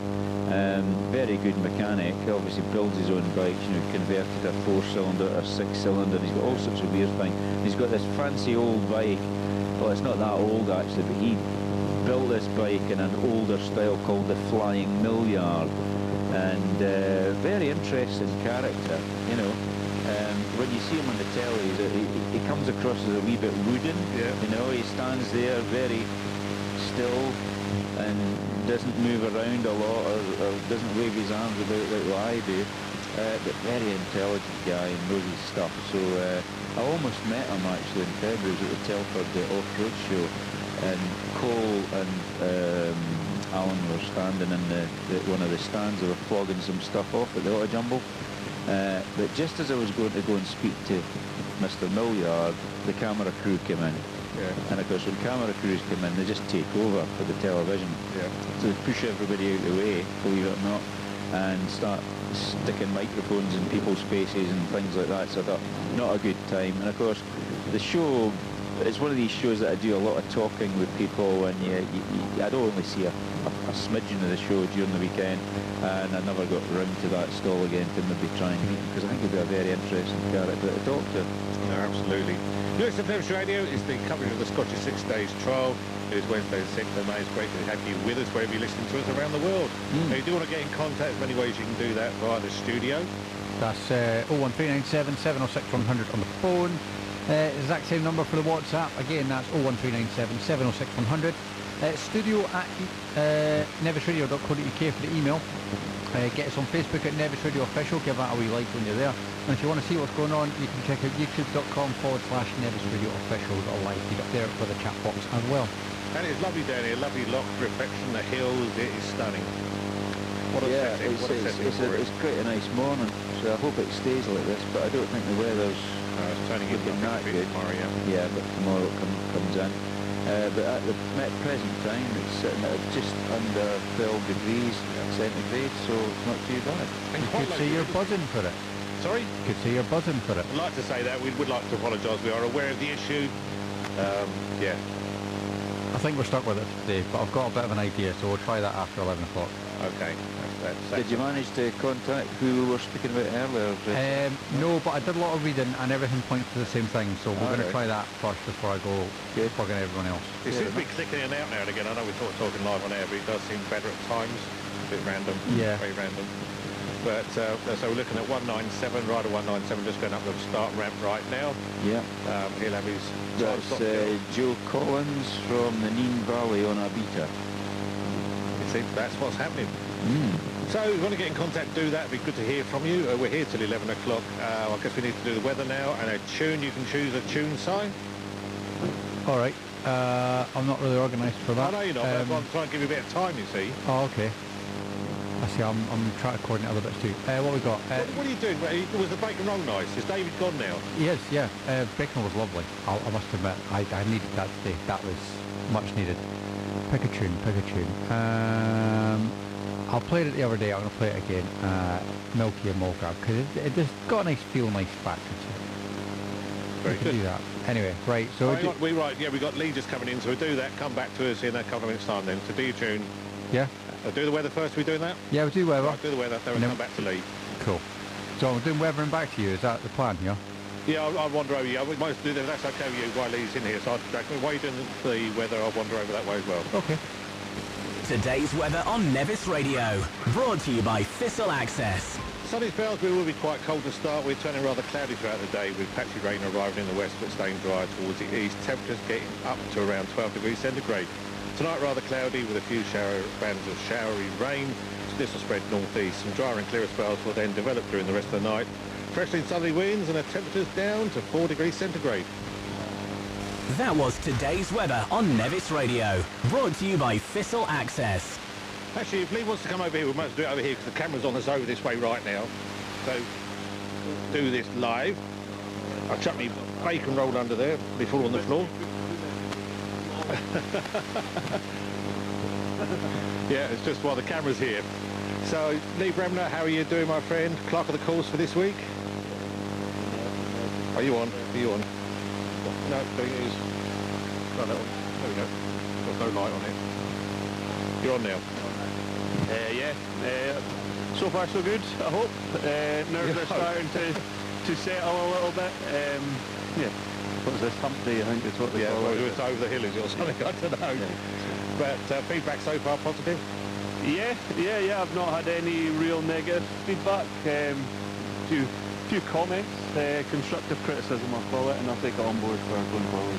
We look at the scores and the results. I mean, the leader's obviously on 0, which is always what you want, then that sort of gives everybody else something to chase for. Well, that's it. And I said yesterday, one of the beauty of this event is that the clubman can ride next to some of the world's best riders. So how we get a winner and things like that is that's our job. Still a long way to go though. I say in our 3 days we're halfway there. Anything can happen. I did ask John a strange question. The car park here, do you have to pay for the car park when it's shut, or does that work with the council? I'm going to say no. We do. We're talking about the cost of what you've worked out, the man hours involved with all the observers, the markers and everything like that. No, we don't. What was the total you worked outside? You can't have the Oh, I closed it on my screen, but it's about £53,000 a week you pay the wages. We're talking about all the other stuff involved in it, and I just said, John, well, obviously the council technically are losing money by not having this car park with cars paid for parking. Yeah, and so what we do is, you know, the council, they don't charge us, but we do make several donations to local communities and things like that, and you know, obviously the trial has a good history with Lochaber, the Lochaber area and Port William itself. So we make donations, and you know, when prompted by the council, Doc Ferguson, the council we work very close with. So yeah, no, we don't pay for it. We don't pay for it, and obviously, you know, we're talking about man hours and paying for that. Yeah. You know, the biggest thanks to all these officials and volunteers that come and help us. You know, they don't get paid. I hope they get plenty out of it, but they don't get paid. I think it's the enjoyment of the sport as well. That's it. Yeah. You know, some of these observers, I recognise since I was a young lad. They probably, they probably don't want to hear that, but yeah, you know, they keep coming back year on year, and for that I've got to offer them the utmost thanks. As the riders too, we talking about riders here like Nigel Burke, how it's 50 or 53 times he's ridden in there, he's saying it's amazing how many years people have been involved in the Lampkin family and the Dynasty going through that. It's a heck of a sport, isn't it? Yeah, definitely. And being on your lads part now. Key, you know, and I think that's maybe family is a key reason to how this event keeps going. You know, we talked about there, you've got the Lampkins, you know, you've got the Hemingways coming through the organising committee. Family is a big thing, generations of family coming through, be them riding, be them, you know, coming onto the organising team and helping. Family is a big part of this event. And as I get, the next team, I suppose, on the management team, it's always looking forward to it. Well, that's it. You know, we've said over and over again that this is a slightly different team that we've got this year. Obviously, I'm in my role, David's chairman, Mike's secretary and sort of deputy, and we've got other guys in helping, and we've got other people doing other roles, which make the trial technical. It's got to, is it evolution, not revolution, or revolution, not evolution, like that, for the same, people. And with the dad hat on, how's Archie doing? Is he all right? Yeah, he's doing better than I expected. He's doing better than I expected. And I've still said it to him even after yesterday. I said, you just have to finish. You have to watch that bike, and you just have to finish. Yeah, you're no one's following, but if you're throwing a good result there, then it's bonus. But is he enjoying it? That's the main thing. He's loving it. He's loving it. He's came in every night, and he's got a smile on his face, and I did this and I did that, and yeah. Today was his early day, so it's not quite, he wasn't quite so cheery this morning. We've noticed that with quite a lot of the riders earlier. They said that part of it, that's part of the trial. You work your way through those hours. He's looking forward to a sort of a late afternoon, maybe siesta, and then a long light tomorrow. What's the rest of the day look for you? So yeah, I'm going to go down to let a few of the bikes go. I'm going to go down to Kinlochleven, have a look at the sections down there. I'm going to take a wee ride out to see some of our fuel stops in the more remote areas, and then I'll probably come back round and head to Corrahoyley to the lunch check. We've moved the lunch check slightly, so we've got a wee bit of two-way traffic. I just want to see how that works, and then I'm going to go to Lenacline, so obviously it's a big group, and we have a bit of two-way traffic in there, so just make sure everything's working fine and get a look at it. For years I've been a day ahead of the trial setting out, so it's been a real eye-opener for me this year, and I'm really glad that I'm getting to see it all. And you're making notes. I know you said you've already sort of got routes you like to do in your head, what you've been playing over the last few years. Are you still making notes of what you are going to do? Yeah, I mean, not really looking ahead to next year, but I'm certainly making notes of things that maybe we could do better, or changes to this year's route, and I don't mean drastic, but changes to sections, things like that. Yeah, I'm making notes in it. It's all about, you know, with the way that the trial, you know, the trial goes on, and our management, our people, our officials change. It's all about building a bit of a database, information for people. You know, from David, I was really fortunate. There was information there on a server for me to go and to make a start. If you have to start this trial from scratch, I wouldn't know where to start, and I've been involved in it for so long. Like, yeah, no, I think that's it. Is that inheritance from the persons before you, and just go back and maybe learn, and even go back to some of the older routes, I guess, and sections. And Yeah, you've got to I give section saw the rest, I guess, as well. in the run up to the trial, you know, I saw a picture of the organising committee from, I think it was 1956. Yeah. Who are these people? You know, I think I've been around a long time, and obviously with my dad's involvement, and you know a lot of people, but you forget this trial's been over for 100 years. So who are those people back then? Yeah. So They made it what it is today as well. Everyone's played their part. Well, enjoy the day. Thank you very much. Catch up with you again same time tomorrow. Anything you want to say? Any sort of safety messages need to go out there? No, again, just to the followers of the trial, just respect the people, our hosts, people here in Lochaber. You know, when you're parking your vans and appreciating the heat of the battle and the heat of the trial, it can be easy just to abandon your vehicle and go and find your rider, but please just respect our hosts. Any tunes today you fancy having played? I like putting you on the spot. Do you like putting me on the spot? I should have thought about this after yesterday. Jerry Cinnamon Belter. Oh, I don't know about that one. No? So he's typing away now, I can hear him. Yeah, I don't have that on system. I haven't got that one. Need to give Head of Music a hard time. I'll be on there for tomorrow. Yeah, tomorrow then, okay. I don't know, you put me on the spot. And your mind goes blank. You wouldn't think I listen to music all day, every day. Pink Floyd? Anything by Pink Floyd. Anything by Pink Floyd. Pink Floyd. Wish You Were Here. Brick in the wall of that. Wish You Were Here. No, don't Wish You Were Here. Wish You Were Here. Where are we? We are... It's right at the top. Why is it right at the top? It begins with W. Right, we can do that. Right, so, for Lee, Pink Floyd. So many people do be cool and look smarter. Don't hold back. And you shouldn't even care about those noses in the air and the crooked stairs. Don't hold back. Cause there's a party over here, so you might as well be here with the people care. Don't hold back. Go even, have a good day.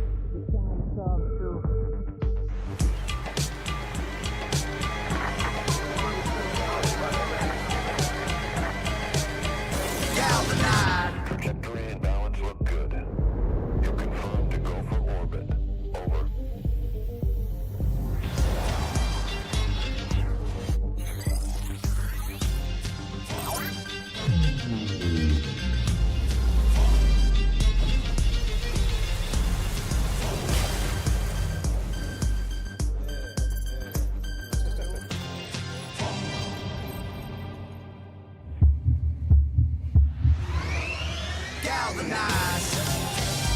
Every day, Michelin innovates to move the world forward on and far beyond.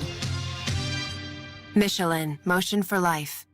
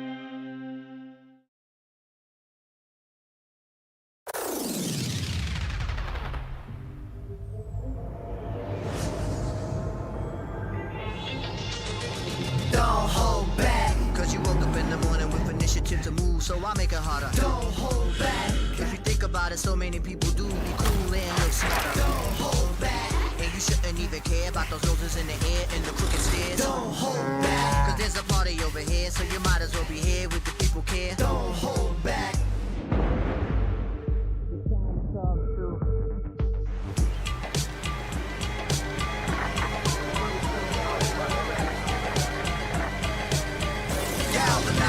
Trajectory and balance look good.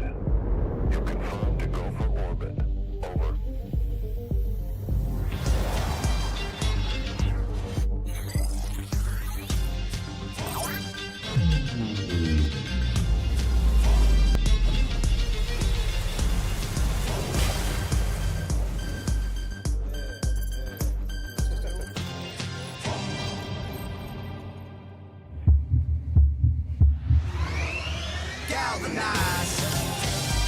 Every day, Michelin innovates to move the world forward on the road and far beyond.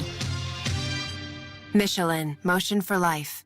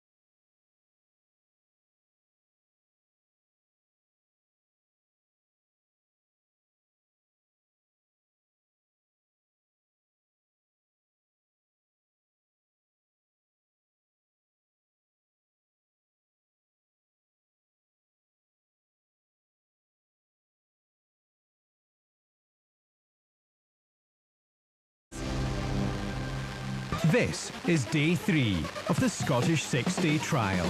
Basking in sunshine in sunny Falkland. What else do you need on a Wednesday side?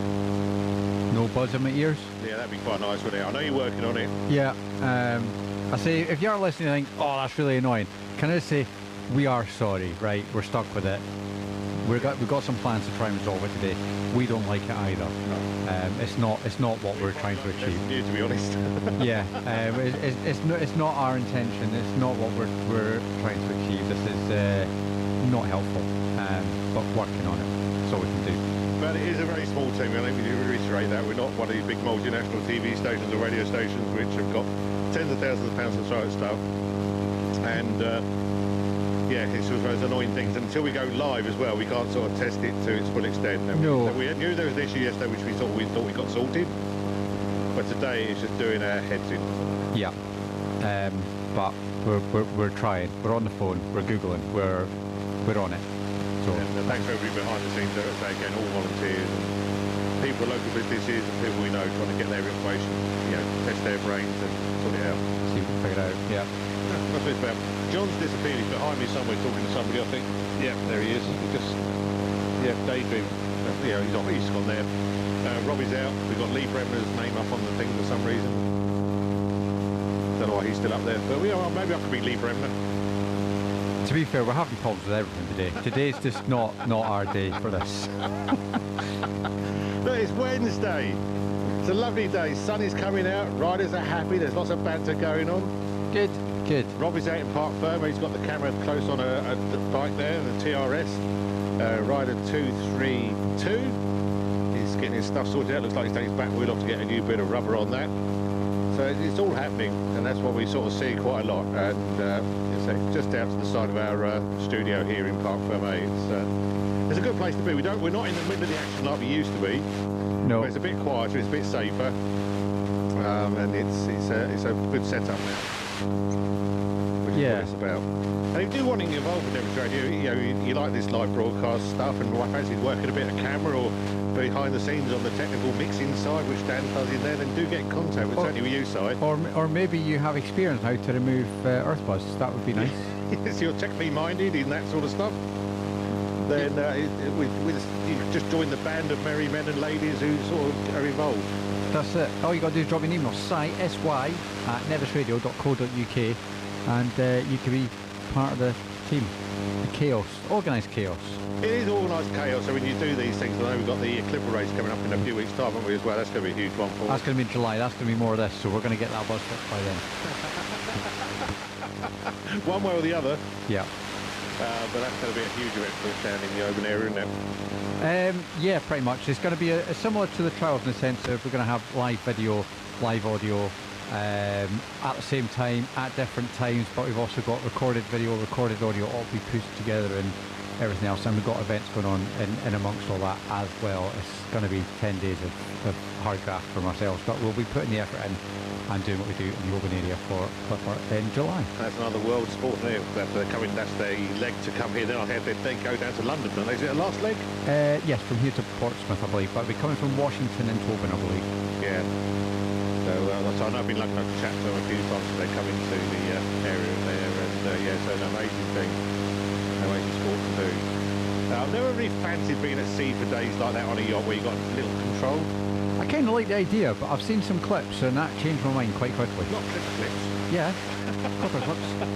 It just, I don't know, it's not my idea of I don't know, restful break away for stuff. I know it's tested everybody. Restful break. It's meant to be a challenge. It's a challenge of the mind and the soul and all that kind of business. You spend too much time with David Sedgwick. Have I? Yeah. All right, okay. But you're absolutely right. I guess it's like the saying here. You know, each and every rider, they've got their own goals, what they're trying to achieve. You know, the majority probably know they're not going to win it, but there's always that chance they could win it, and it's just to get out and do something, challenge. Yeah. Mentally and physically, and it is very physically. Remember, you talk about how body fit you need to be, and not a chance to the rider about half an hour ago, and you're sort of saying, well, I've been away for a year or 2 years, and he says it's hard to get back into it. It's the body is, you know, feels like you've been hammered. Yeah, indeed. I tell you, since he's disappeared, shall we play a tune and catch up on some ads? Because no doubt he's going to undo me with those. Yeah, I think Dan's got a tune, hasn't he? Yeah, I've got Jerry Cinnamon lined up. Yeah, we love Jerry Cinnamon. And we can be caught up then, and then we're organised. Let's go for it.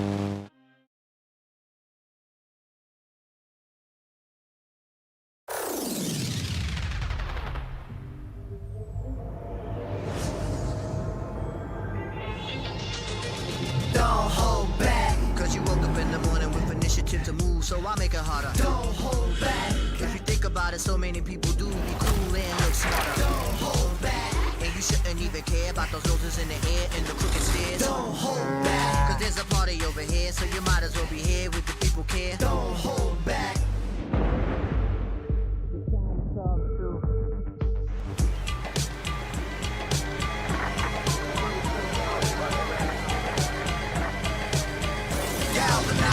Trajectory and balance look good. You're confirmed to go for orbit. Over.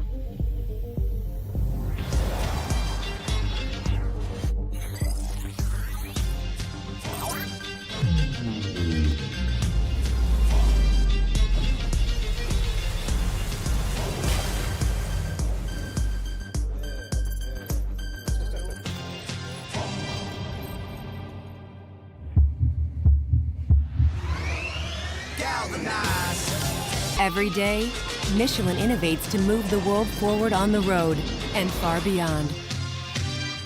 Michelin, motion for life.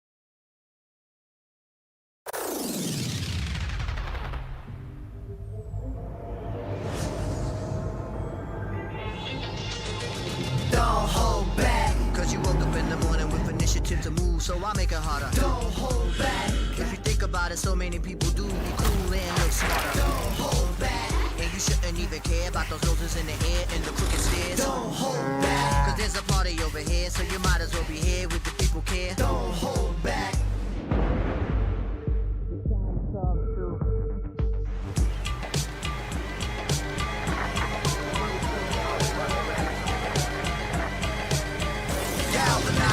Trajectory and balance look good.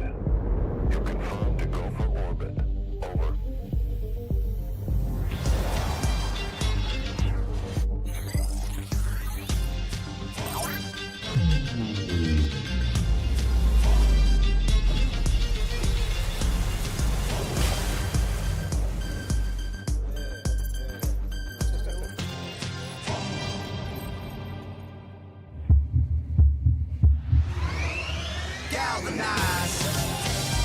Every day, Michelin innovates to move the world forward on the road and far beyond. Michelin, motion for life.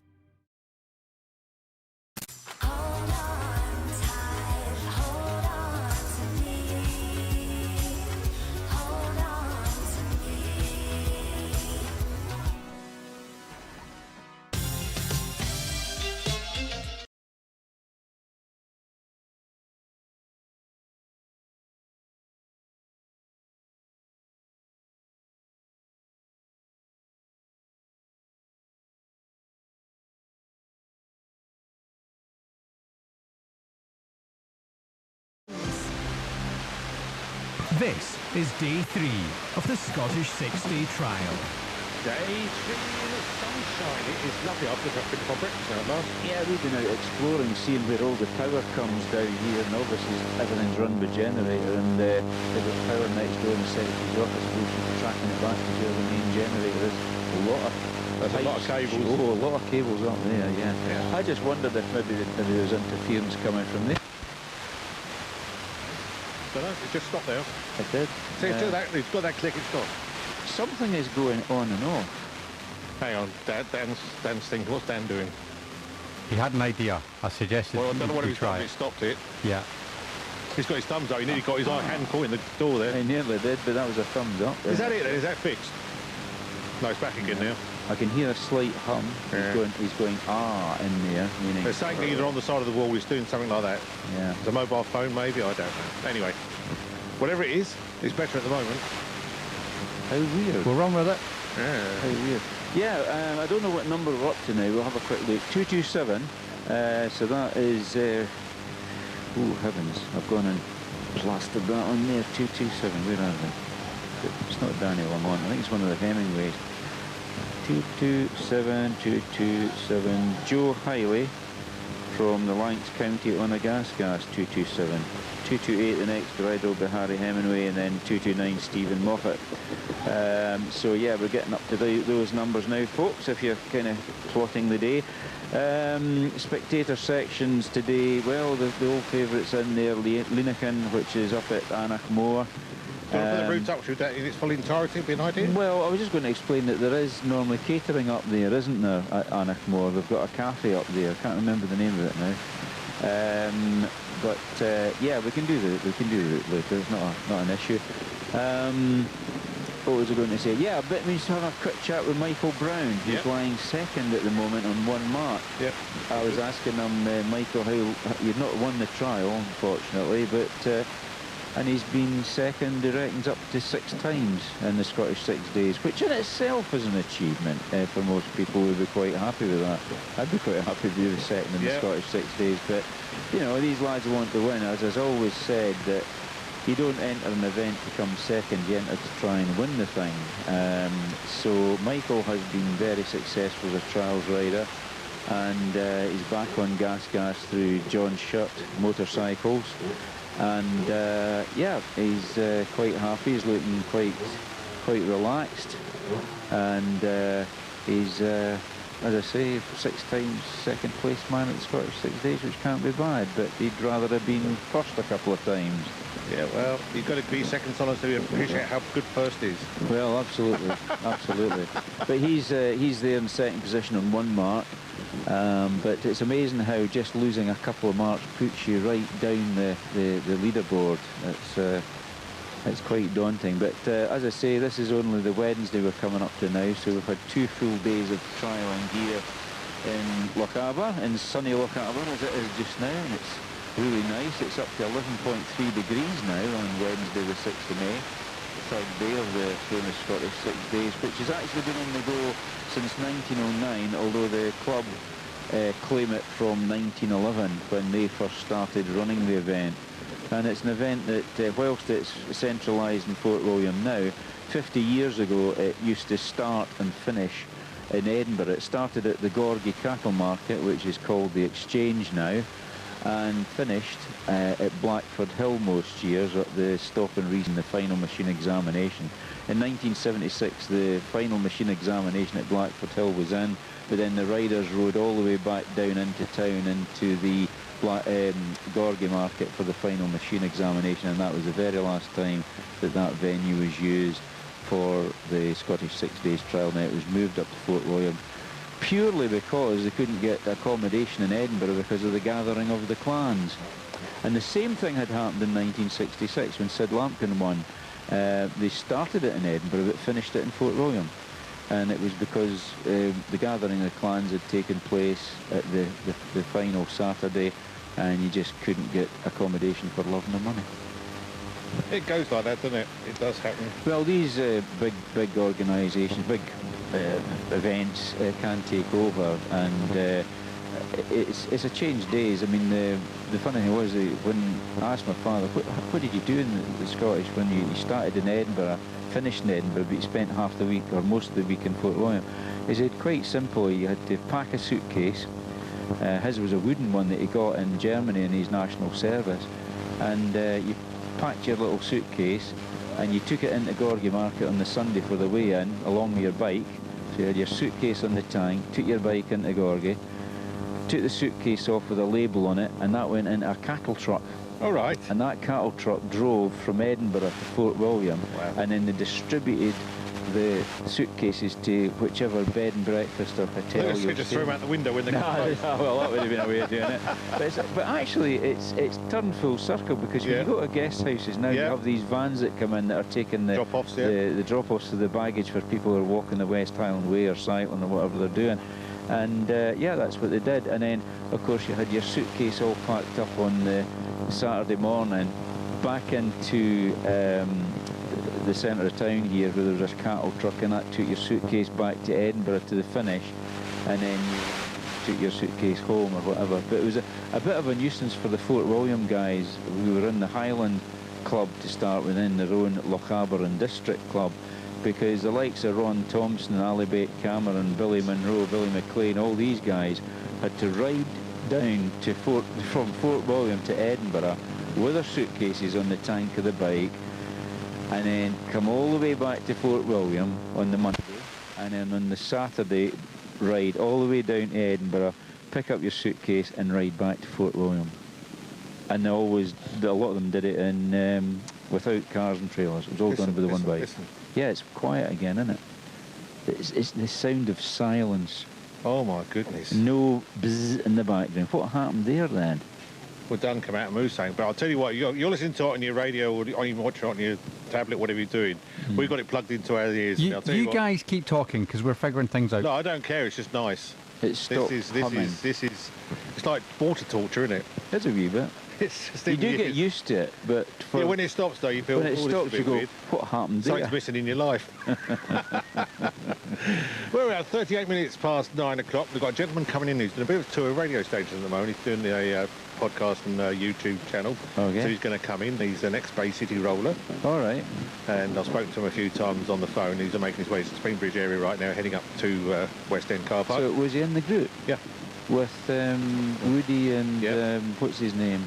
I've forgotten his name now. He lived Davey, Dozy, Mitch. No. It was I've forgotten the name of the lead singer. There's quite a lot of them. I've spoken to quite a lot of them. I've got to be honest. He actually lived near us in West Lothian at one time. He bought a house near Turfichan, and I actually lived in Turfichan Street in Bathgate. So Les McEwen, that was Yeah. him. Les McEwen. How could I forget that? I don't My know. wife was a bit, I hate to say this, she was a Bay City Roller fan. She had the tartan top and the jeans with the tartan So that's in the it. gentleman coming to see Eric. Eric Faulkner. Oh, yeah, I remember him. See? Oh, aye. Well, there's Les McEwen in your Yeah. picture there. He was the vocals. Eric Faulkner, was he no guitar? Yeah. Derek Longmuir, yeah, acoustic.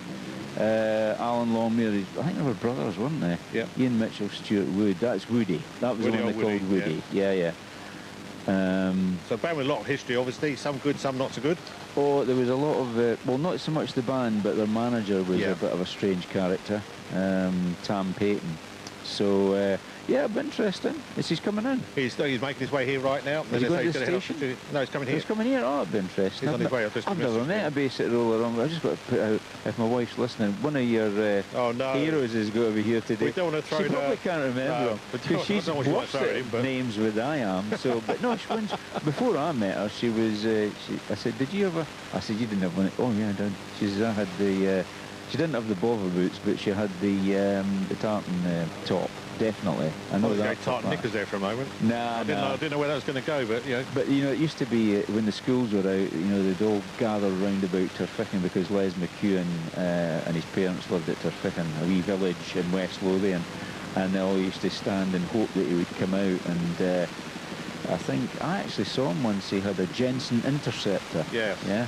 And he wasn't an old bloke, he was only a couple of years older than me, I suppose. And I always remember he was in Bathgate and Marjoribank Street, or Marchbank Street as the English pronounce it, but Marjoribank Street in Bathgate. I was driving along my little pickup that I used to go to trials with, and this guy came in and he stared right at me. I thought, who's that? I know that guy, I know that guy's face. And it was a white Jensen Interceptor. Now, there wasn't many Jensen Interceptors in West Lothian, never mind Bathgate. And I thought, who the heck was that? And I drove back to my house in Turficking Street and got out of the pickup and think, who was that? Who was that guy? And it was only when Top of the Pops came on that night I went, that's the guy who was in the Interceptor, was Les McEwen. How stupid of me. So there you go, a little bit of history there. Yeah, so you never know what's going to happen, but No. I was chatting with Eric last week and he sort of said, I'm in this area, can I come down? So Oh, he brilliant. sort of stayed localish. Right. So he'll make his way in today. So you're definitely coming? Yes. Unlike the guy with the Velocity. You don't who trust couldn't me, do come. you? Yes. Well, we got let down on Monday, but I think the Oh, guy yeah. had to get back to Heysham to get to the Isle of Man, so fair to you, not a problem. But plenty of other things to do, but it would have been nice to see the 90-year-old 348 Velocity that won the 1936 Scottish 6 Days Trial. Yeah. I told him to just catch security when he comes in, just tell him who you are and Yeah. through. Well, that'll do. We'll get the red carpet out. Access all areas, Yeah, is it? absolutely, yeah. I've never had one of those parties. Yeah. We can go anywhere you want. They always have restrictions. Yeah. Like F1, I guess, because I go down there quite Same a lot. And thing. the pass looks good. Yeah. And you might get the pit pass if you're lucky, but you want to access all areas. Yeah, that's right. That's the one you That's want. another level down there because they're all RFID and they've got your face on it and in it and a chip and everything. Just keep Oh, working. aye. Just keep working on it, so you'll get there. I know you're trying to plug your way in a few things. Well, security is important nowadays, unfortunately, in the modern world we live in, but it is nice when you get an AAA pass. I think that's the one to have, isn't it? Yeah. Get up on the stages of where you're going to see bands. It's a bit like the VIP Trials Guru hat, isn't Yeah, it? it is, you see. It is indeed. You can't buy them. You see, money cannot buy that. Yeah. You can't buy these AA packs. I'm waiting on a photo coming from Nigel Bucket because he's got a VIP Trial Legends cap, and I said to him this morning at breakfast, I said, by the way, Nigel, you're due me for... yeah, I know him off. I'll get you one. But he's not into standing in front of cameras as Nigel, No. so hopefully we'll get that soon. A lot of stuff going on in the old Parc Ferme. People just sorting chains out and sprockets. Do you change them on a regular basis? Well, funnily enough, I changed a chain midweek on the Bultaco in 1977 because they did seem to wear, but the quality seems to be quite good in the chains now. I don't see many people flipping the chain off. But the tyres, yeah, well, they wear out pretty fast. Quite a soft compound. But the chain, if it's properly adjusted and lubed, and what they tend to do is when they're at this refueling point, their sponsor is Sill Lubricants. Other brands are available, of course, but Sill are covering the lubrication this year, and they've got the chain spray. So the boys put the bike on the side stand, click it into gear, let it revolve the back wheel, spray the chain lube on, and that just keeps them going a little while longer because they Does do that stop tend to... squeaky doors as well? Oh, aye. Oh, we need to get some of that. Oh, yeah, Who do that'll we see stop for that. spot tin of that? Yeah, yeah. That's I've used that in the house as well. Yeah, we need to find it's Chain got a lube. tin. Yeah, yeah. Got a squeaky door in that Squeaky thing. door? Down there with his head in, yeah. Yeah, well, I don't know if there's any in the car park, but I'm sure there'll be one about. Oh, that one, yeah. Well, that would And sort my own that. car needs some as well. Yeah, that would do it. Yeah. So yeah, there's a bit of adjustment to do in the chain. You maybe nick it up a notch if it's getting a bit slack, just to keep it right. And but I don't- sprocket ratios, are they standard now, or different riders have different things? No, well, So that's diameter of the small sprocket. yeah, big sprocket. if you've got a small sprocket on the front, big sprockets on the rear, and if you increase the sprocket size on the rear, that lowers the gearing. Yeah. If you increase the sprocket size on the drive, which on the engine part, that increases the gearing. Yeah. So there is a kind of formula, but some riders, my bike's a wee bit overgeared, let it drop it down. So what they do is they put a tooth or two on the rear wheel sprocket, or reduce the small sprocket at the front. But there's a limit to what you can do on the front one, because if you make it so small, the chain's going round a tighter curve. So they like to keep the gearbox sprocket standard and then mess about and alter the ratio using the rear wheel drive sprocket to change the ratios that way. When I got involved in radio, I never think I'd be talking about sprockets and chain ratios. It's amazing. But you did have a bike, didn't you? Yeah. Did never you have, played with it. Did you have a... No, wait a minute. You didn't have a FS1E, did you? No. Did you have a Puch? I had a Puch. Who had a Puch? Was that a GP? That or was the was sporty, full-size Yeah, bike. But as a moped, it was almost a full-size moped with a full-size tank. Yeah. Which is great. That's right. Well, they look like motorbikes. Yeah, Nobody they could did. tell. Being a big guy, it suited me. Yeah. I had one, it was a Honda, and it was called the SS50Z, and it was called the 16er Special, these bikes, because it allowed you to get on a bike that looked like a motorbike at 16, because they upped the age limit to 17 before you could ride a bike. And I got one when I was 17. It was, as I say, a Honda SS50Z, but it wasn't as quick as the Yamaha FS1E, or the fizzy Yamahas, they nicknamed them. They were the cool bikes at school. They were the kids over the business. Yeah, they were nice, but I mean, but the little Honda, I mean, I was talking to somebody the other day about it, funnily enough. We were talking about these things, and they used to get 130 miles to the gallon on 2-star fuel, which was the cheapest fuel you could get. It was very low octane. It was like something like about 85 octane. If you put it in an MGB GT, it would think like mad. It was that different. And yeah, 130 miles a gallon I calculated at one time. It had a gallon and a half tank, and it was like fill up every couple of weeks. And I used it in 6th year at school. I used to go to school in it. But when it came to the time when we were leaving school, a couple of my classmates decided to be a bit practical joker time. And what they did was they actually went out into the back car park, and they pushed the bike into the school and took it down to what they called the 6th year common room. Yeah. Boys' 6th year common room. But what had happened, of course, I used to put the steering lock on it. So they pushed this bike, trying to lift the front wheel up because it was dangling to the right, and they got it in, and they covered it up with coats. And when I walked into the common room to get my cup of tea or whatever, David Dallin came up to me with a big red book in his arm, and he said, in a sort of mock Irish accent, "John Moffat, this is your," and they pulled the coats out, "this is your bike." And I went, oh my God, the bike's in the bloody classroom, what do I do now? So anyway, after a couple of hours, and when everybody's seen it, we had covered it back up again. I said, right, give us a hand, we'll get this bike out. So of course I had the key, so I took the lock off, and 3 of us pushed it out. And we just got it back into the car park when the caretaker guy, the janitor, the Janny appeared, who was a right evil git. And what are you doing with that bike? I said, I'm just moving it here. It was in the way. There was a coal truck coming. All right, fine. You didn't have it in the... No, we didn't have it in the school. But we pushed, and we actually pushed it up a set of stairs inside the Bathgate Academy. So if you're a pupil of Bathgate Academy, you'll know what we're talking about. It's near the geography department. And we pushed it up the stairs, got it back out. Practical jokers, man. What I think. Just trying to think what bikes out. From the 50cc, I went to a 90 Honda Cub. Yeah. That was a hell of a bike. I mean, it wasn't a cool bike to look at, but my goodness, it was so Got comfy. that dip in the middle. And Yeah, that, but a really comfy bike to sit on and ride. Yeah. From there, I went to a Kawasaki 125 RS. 125 was it? Yeah. That's a really nice bike. Yeah. Enjoyed that one. Definitely, I jumped up to the CB400 Honda Super Dream. Super Dream, yeah. They're nice bikes, comfy bikes. Do you know the favourite bike that Sammy Miller had in his mind at one time was the Honda CB404. Yeah. The 404 was the little brother to the 750 Honda 4. And that apparently was the bike that Sammy Miller liked as a road bike, apparently. It was, yeah, Sid Leach told me that, because he'd been down at his museum and he said, Sammy, what's your favourite road bike you have? Yeah, 404, nice bike, that. I like that one. And I liked them as well. I thought they were quite a cool bike. My dad had a 750 Honda 4 F1, and I used to get the occasional shot of it.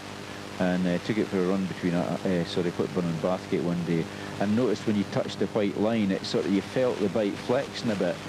So they were on Bridgestone tyres at that time. They were Japanese tyres as supplied, and I came back home and I said, I felt a bit of a twitch when I touched the white line. The bike kind of went like this, it sort of oscillated. He went, you were doing 90 mile an hour, weren't you? I said, no. He said, yeah, you were. He said, you were doing 90 mile an hour. I said, how do you know that? He said, they did it with me. So I got caught out, so I was over the limit then, but that was a long time ago. I think it'll have been past now. I think that was, 1976, I think it was, he got that bike. Wow. I had a CB 250 G5 at the same time. Because I was going to uni, I needed some kind of transport, so my dad took pity on me and bought me a brand new Honda, and used that for a few years. Don't look behind you. Oh, Mr. Coombs, how are you doing? Nice to see you. Now, talking about anoraks, he's the world famous anorak. Yes, I know, we talked about it the other day, weren't we? Yeah. Have we got time to speak to him? Yeah, you've got 10 minutes, something like that. Yeah, okay, hold on a minute. Mark Coombs from the Isle of Wight, you're live on Nevis Radio. Good morning, everyone. Good morning, John. Yeah. Good morning, John and John. Yep. Now, this is the man that doesn't have his own radio station, but he's on social media, and he sort of analyses the Scottish 6 days to the nth degree when it comes to scores, don't you, Mark? Yeah, I've did about 4 months last year. Did my head in a few times, had to have a break and went back to it. Yeah. So today's it's the easiest day. It's Wednesday. Yeah. So the same sections last year apply to this year, don't they, John? Basically, I think. Apart from one Group G on Friday. Something like that. I'll take your word for it. Yeah, I've only seen it. It's a learning curve for me, but last year there was 10,000 plus marks on Wednesday. And Thursday is the most difficult, was 17,000. So I don't know if you heard a few people complaining last year. Yeah. So, but I suppose Wednesday, because it was easier. Yeah. Thursday harder. It made it harder than it probably was, really. Yeah. Yeah. So the lowest scoring section of the whole trial last year was Wednesday, section 15. Was it Loch Elder Cottage? Loch Hill Cottage, yeah. Yeah. That's in today. So that's 21 marks lost there last year, John. Jeez, yeah. And you were scooting about following a lot of the trial round on the road, weren't you? What, this year? Last year. Well, yeah, and I'm on my own this year. Yeah. I've last year I was with my brother, and just sort of, it's a learning curve, really. Yeah. So this year I've done, Monday and Tuesday I got a little bit lost, but luckily a couple of people have saved my bacon. Yeah. You know, and I've regrouped.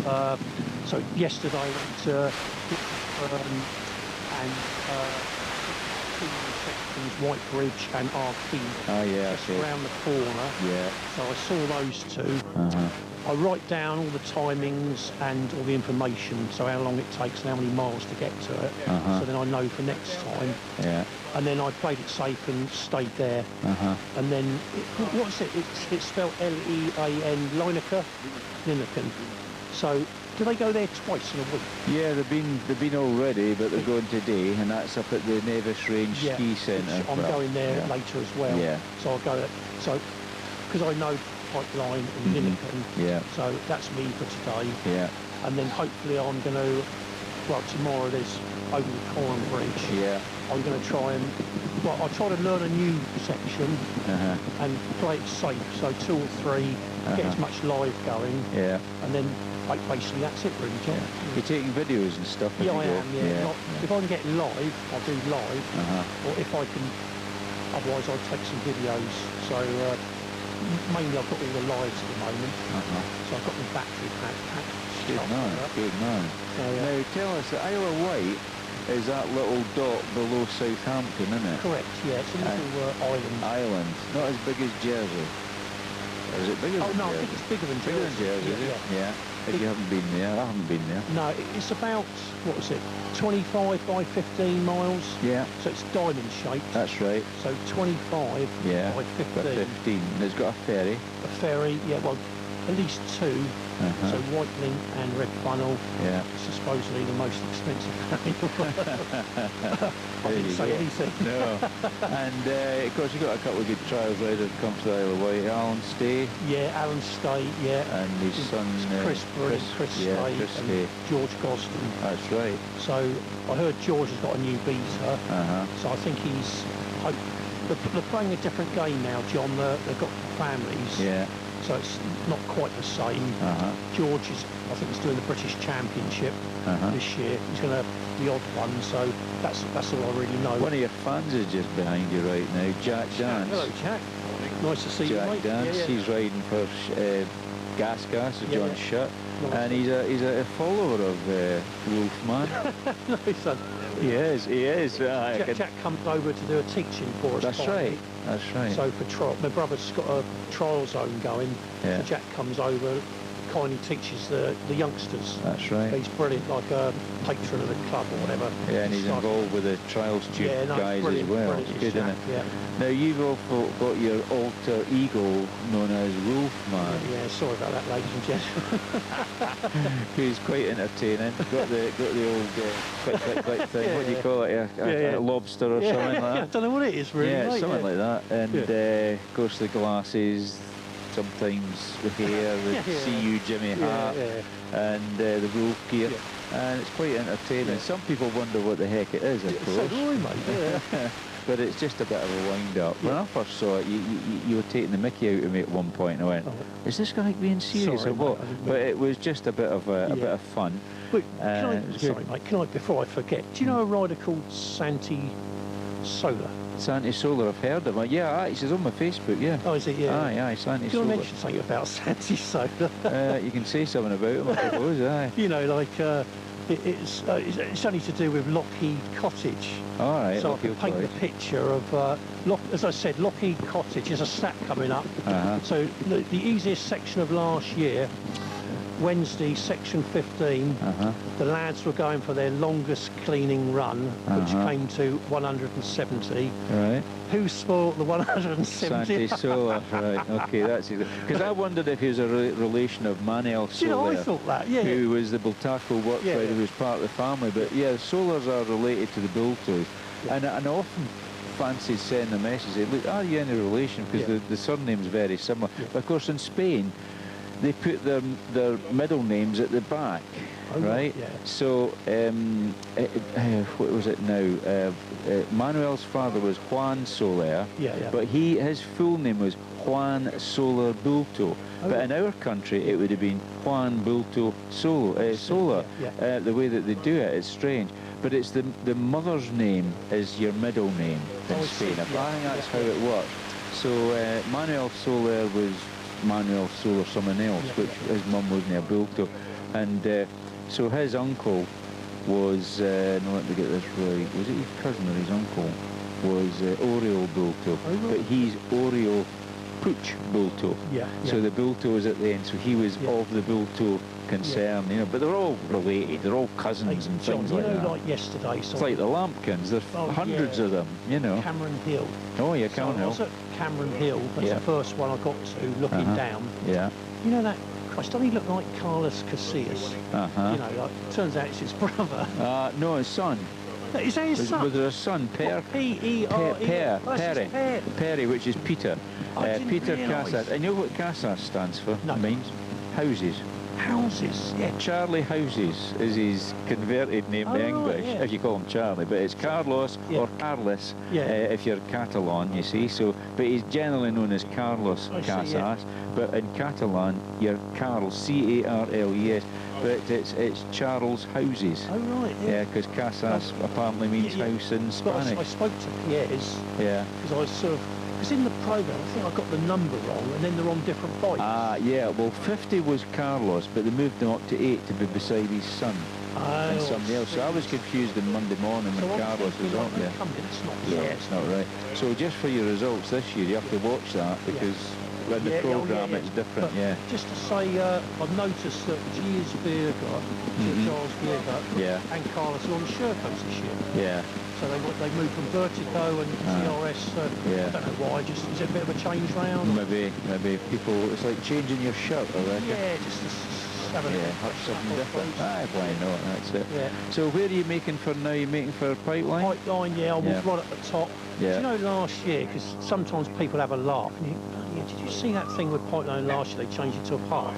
Yeah, they had to put a maintenance path in. And I was thinking, God, I can't believe they've done that. Yeah, well, in the trials world, that's like some kind of sacrilege. But because it's an industrial thing with pipes, there's six pipes, and they're well over 100 year old. They've got to maintain them, so they they basically bulldozed it up and put hardcore in so that they could get machinery up to change the flanges and things in the pipe.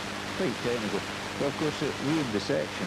But there's still a bit up above it. It goes quite steep after that and you wouldn't get a machine on it. So it was that. But it was really just maintenance. And of course, what will happen is the water will come down over the next few years and it will wash most of that down. So the section could reinstate itself naturally, which would be good. But that... It's news time, John. Oh, it's news time.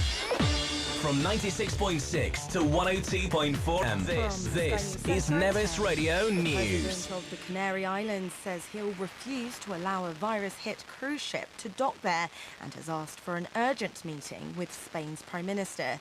Yesterday it was announced the vessel, currently off Cape Verde, would head there after 3 reopen the Strait of Hormuz on hold after just 2 days. He says America's Navy will no longer help escort stranded ships out of the key trading route because he sees great progress in peace talks with Iran. The president had urged Tehran to surrender only hours before. Our correspondent David Blevins is in Washington. This really is an extraordinary decision. He's pressing pause on his flagship project to reopen the Strait of Hormuz on the very day when he urged Iran to throw in the towel. Party leaders are planning a busy final day of campaigning before elections across most of Britain tomorrow. Scottish and Welsh Parliament seats will be decided, along with thousands of positions for councillors in England. The Princess of Wales is returning to overseas visits. Kate will have next week. Her friends since beginning cancer treatments. Arsenal boss Mikel Arteta says they're determined to make history after reaching the Champions League final with a 2-1 aggregate victory over Atletico Madrid.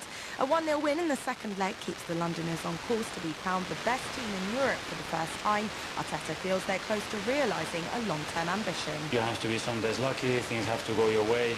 We put obviously so much work, passion and belief into what we do. And today we got rewarded to have an incredible day in Budapest in a few weeks.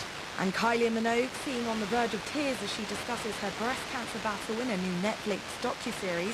The singer was diagnosed in 2005. That's the latest. I'm Faye De Silva. This is day 3 of the Scottish 6-day trial. Day 3 and it's getting nice and warm. It's not bad at all, I can tell you. The sun is out, sky's blue. Not a cloud, sort of view. But it's raining. There you go, so there's a song for your side. Lovely. Yeah. What you need today? Yeah.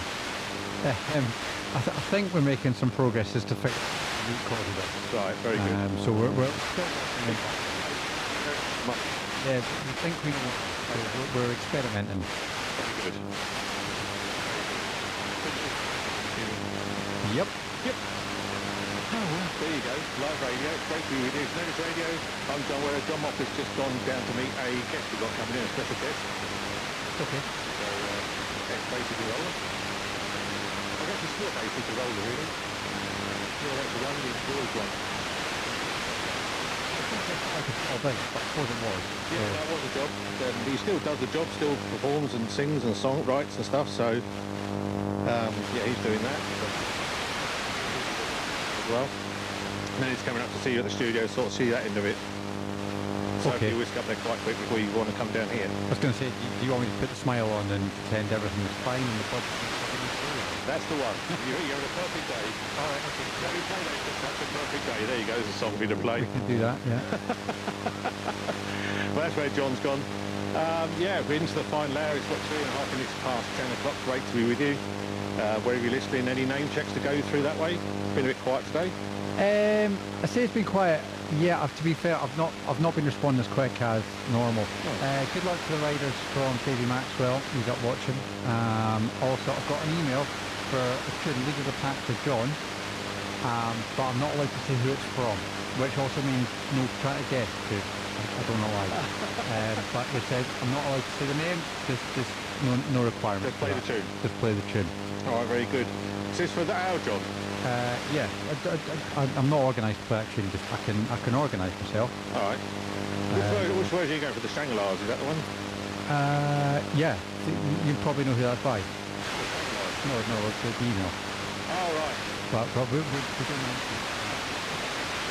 I think capital letters don't say my name. Say your name. So, yeah. All right, I'll be on good behaviour, I won't do that. Okay. Well, I'll tell you what, do you want to do weather? Do you want to do the weather, a tune and an ad break, get that knocked out of the way, so Yeah. this sort of hour always flies by. Yeah, we'll do that. And we'll get sorted out this end. So, right, here you go. Today's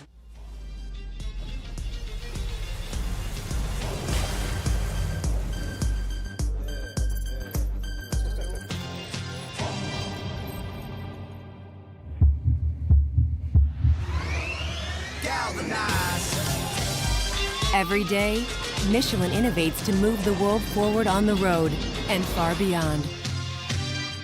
Michelin, motion for life.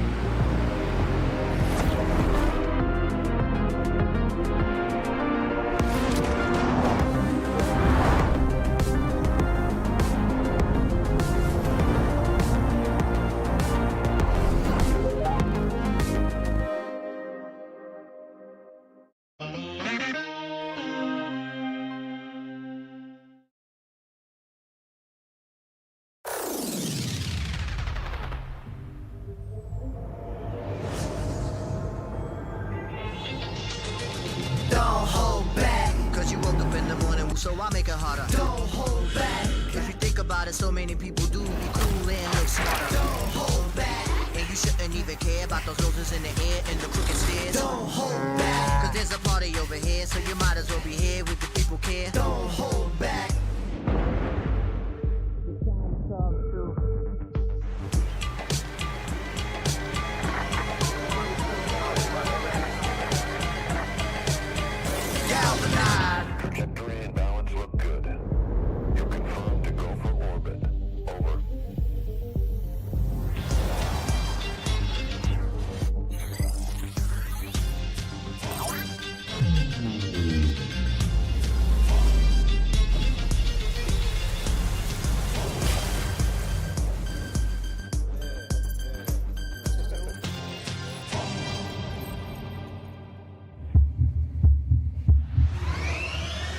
recognize.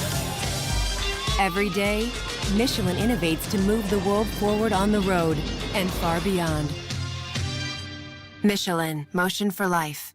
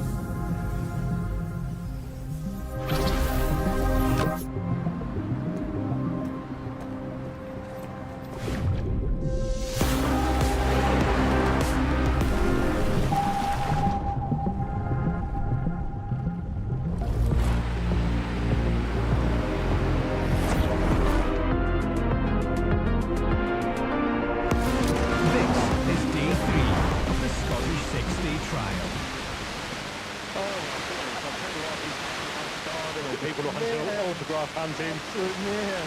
We saw Parc on this early in the week. Eric Falk, I speak to you a couple of times about the music and work and everything else. And without mentioning Eric Falk, we can't really mention Basic Rollers because the two go together. I just talked to someone there and wanted an autograph. 52 years. Yeah. But well, some of us are still standing. Yeah, there's a few of you still there. I think I've met about 4 of you so far. Really? I don't have many left now. Nah, but it's always a pleasure, and obviously such a history through the musical career we grew up with, certainly back in the 70s. This is fantastic. Well, once we found you, you've been hiding behind the lead. We get pushed out the back here. That's all right. That's great. But you're having a little tour. That's where you're on at the moment, just going around community radio stations. Is that the idea? I'm doing a community radio travel-off. Yeah. And we've been to a live down in Dumfries, then Irvine Beat. We went to Dunoon, community staff, and they made us peak cakes and stuff. That was and we went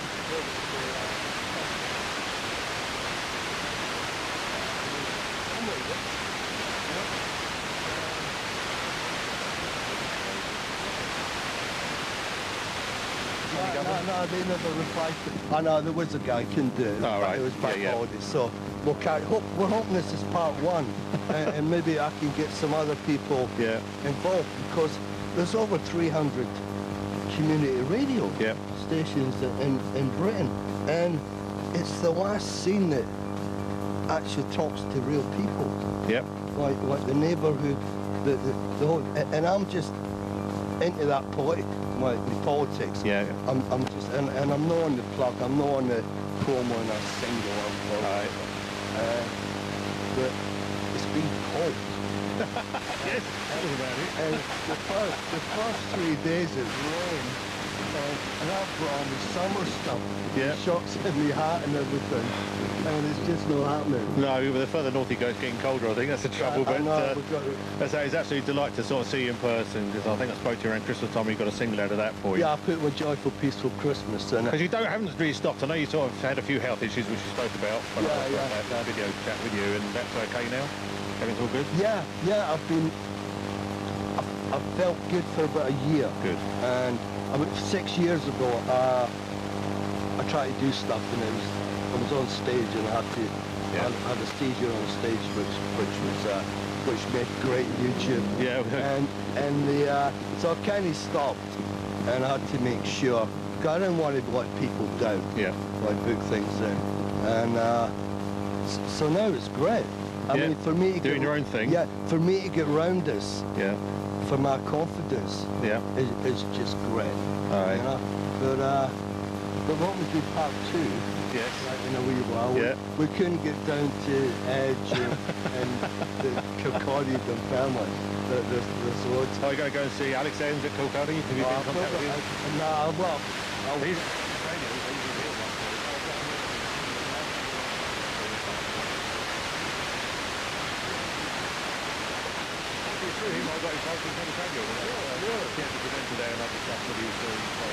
Open day, and I'll get involved through there. You know, and I've been having a chat with people like you, asking what the station does in the community, the fundraising, and the funding for the station itself. Yes.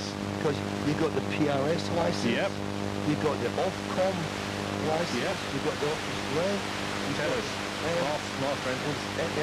And it's donations. And advertising. You can make a bit in the advert. Yeah, the advert pays the wages, basically, so what we would do. There's a ceiling on that as well, isn't it? Yeah, we got, we've got pie charts, Tom give us. We have so much they can give us, we have so much we can do as advert, national advert, and even hours we put in as presenters comes into that pie chart. We don't get paid for it, but there's a financial offset against what we do in a way. Yeah. So it's quite a complex thing, and you lost me about a minute ago. Yeah, I know. Tell us about it. I was chairman for a good few years, and it lost me for those 8 or 9 years when I was chairman of the company. So it is a bit of a head wreck. Simon is our main member of staff. I think you're going to see him very shortly. And the other thing for the music, the new acts, the new bands, the new singers, that you station them. Yeah. And there ain't many places left. Yep, no restrictions.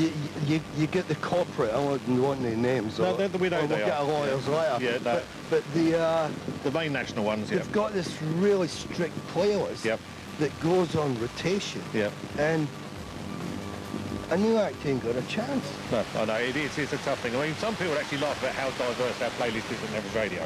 Well, I'm head of music, I think I told you I'm head of music. Yeah. You put that together, but try and give everybody at least about 5 minutes of fame, I try and call it. But you know, get them on the playlist for a week or 2 weeks and just get them played out there.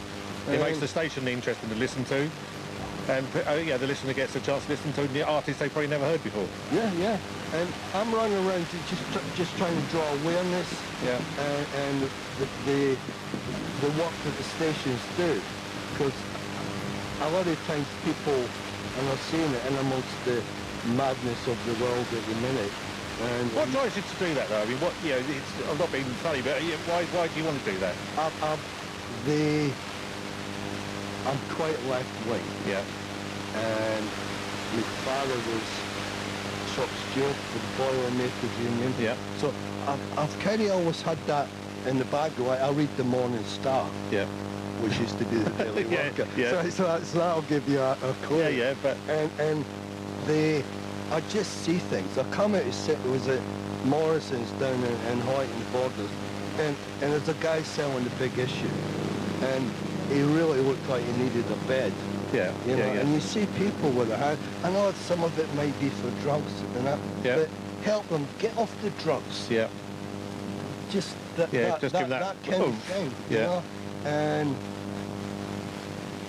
so in my own little way, I kind of do what I can do. Yeah, just make that little difference to someone. And I hope so. Yeah, no, definitely. But like I know I've got some of the stations that are on the Facebook that are getting messages. They're getting messages because I'm there. No, Australia, Canada, America. There's people getting up at 5 in the morning, and they've never heard of the station. Yeah. And we're up in Scotland. There's Scotsmen and women everywhere. Yeah. Everywhere on the convict boats.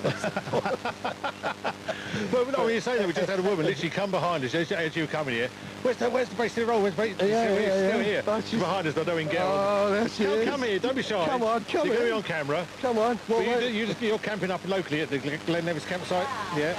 Yes, we've been coming. Well, There you go. my husband's family started coming in the early 1970s. Yeah. And we are still doing the pilgrimage every year and absolutely thoroughly enjoying it. We absolutely adore it. And you Love chase this man round I town. did. Well, we listen to you. He's up early every morning listening to Nevis Radio. Absolutely. So we came down and he said, I can't believe we're rushing to see a Bay City roller. What's your name again?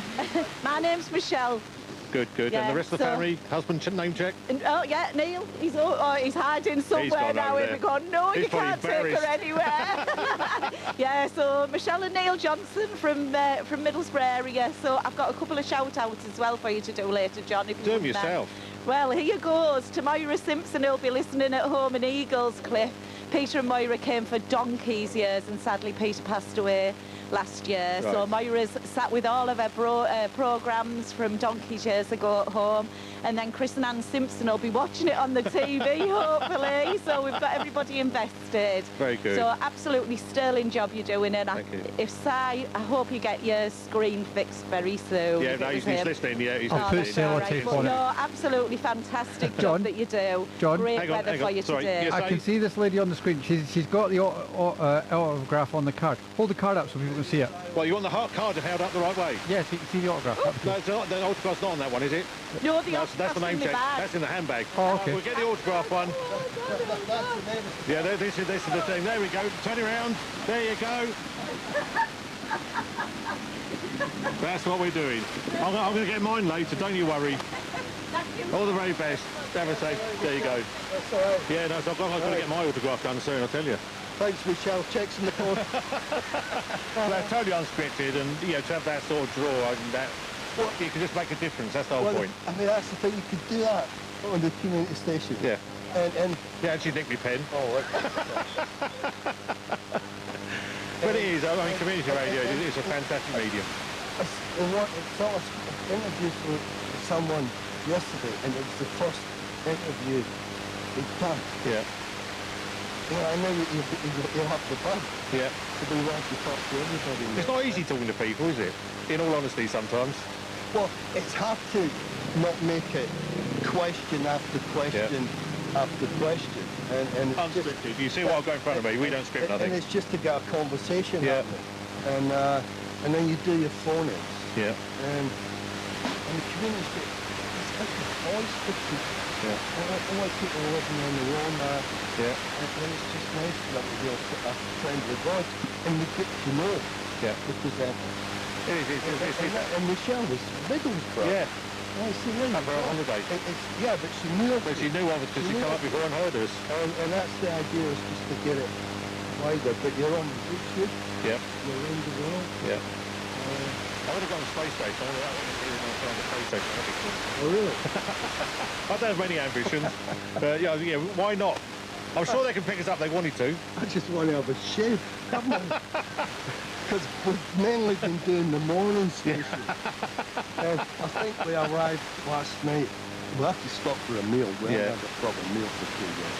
And I think we got the campsite at 11 o'clock. And we just wanted to get our heads down. Yeah. And it's been so hot. I've got 2 babies. Got me, my beanie hat on and my neck warmer. And I'm on these blood thinners. So brothers have to do that. And I just want the sun to come out. Yeah, actually, there is a little It's bit. not bad.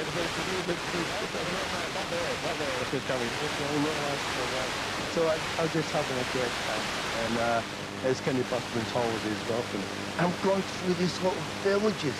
I went through Sanka the other day, and the road right there before the record deal, Sanka Town Hall, and then it was New Cumber. And we played all these gigs every night. We were constantly in a transit van. So the camper van's luxury compared to lying on them. Hardball camper van, that's what you need. I try to booked the front seat in the transit van. That was a joke. So who are these guys you're travelling with? Are these your lads? Yeah, that's it. They're shy boys. Are they shy? Yeah, shy. You give them a name check. No. Alfredo and Alfonso. Yeah. No, sorry. Federico and Alfonso. And so they're filming everything. Yeah.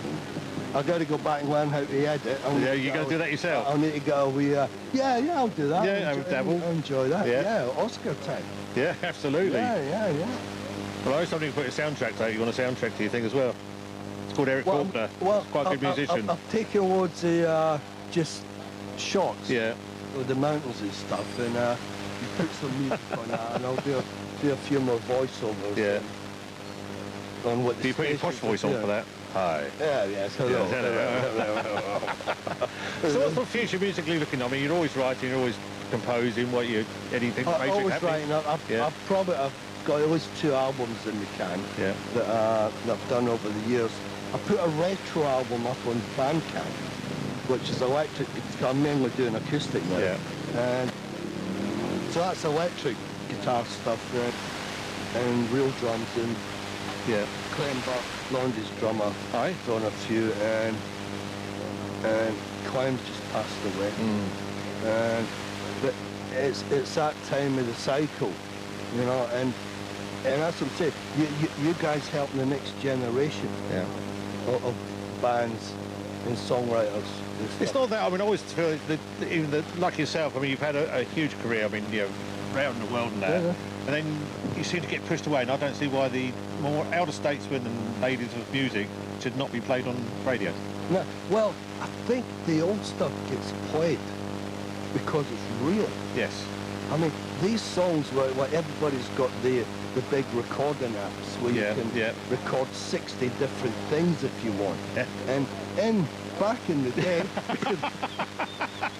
before the war, they were the days. Like you had 4 tracks. Yeah. So your whole backing track, drums, bass, guitars, some backing vocals, were on 2 tracks of the stereo. But naturally you mix one because it's playing together in the studio. We only had 4 fingers. Yes. Yeah. And so you had all these sub-mixes, and then we went 8 track. Yeah. And Saturday Night, which was the big American #1 for the band, that was done in '73, and that was 8 track. Yeah. And I had to remix it once for a TV show, and the sub-mixes were great. they were great. And then it moved up, then we eventually... It's always been my favourite of yours, to be honest. I love Saturday Night.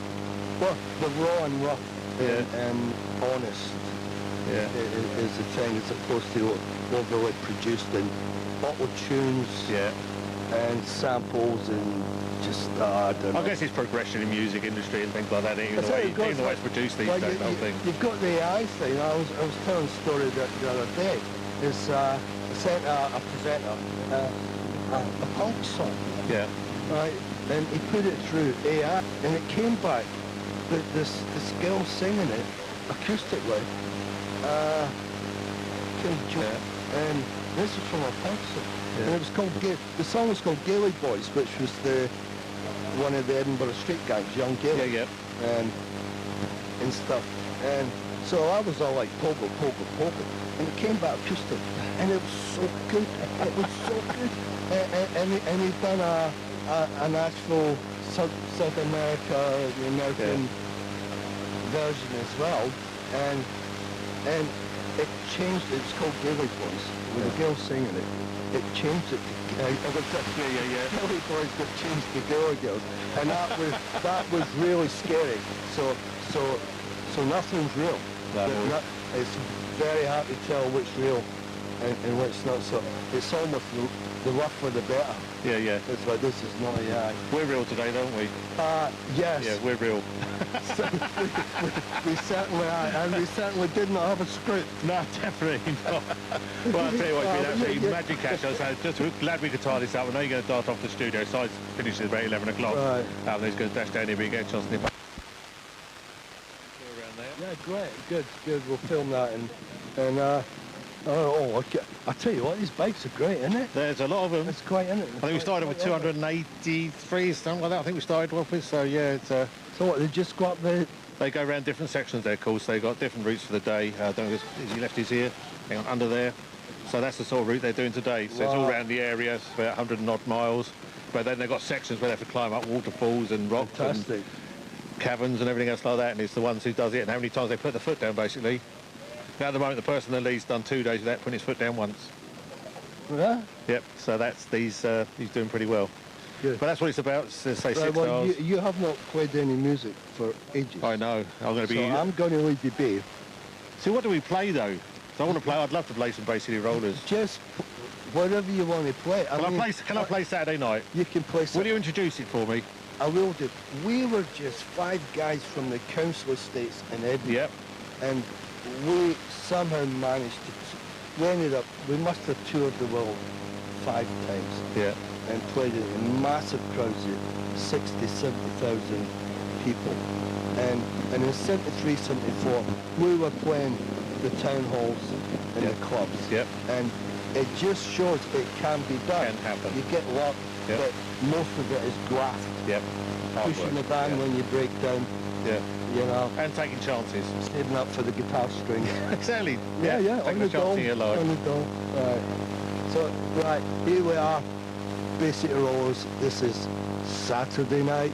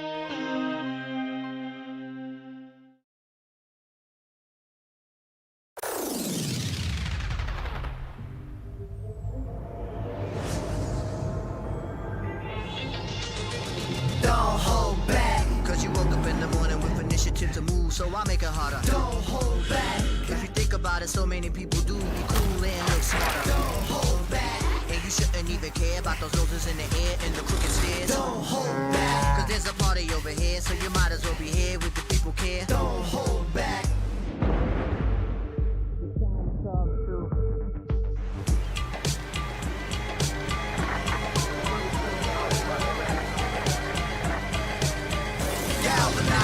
Trajectory and balance look good. You're confirmed to go for orbit. Over.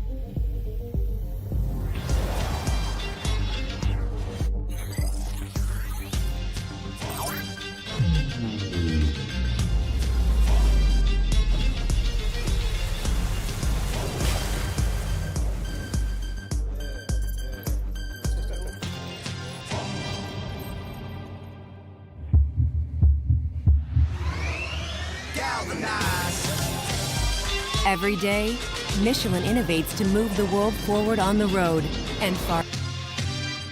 Michelin, motion for life.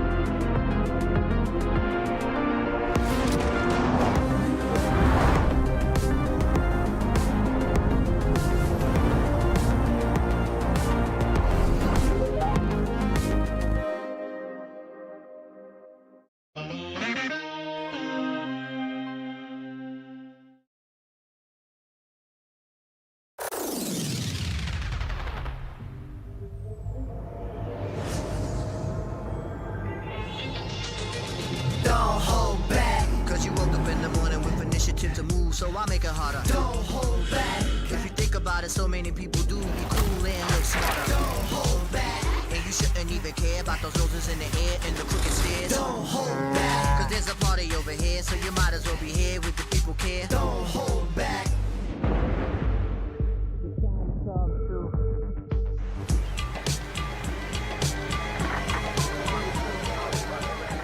The second half, the final half, I guess, of the show. Final half hour anyway.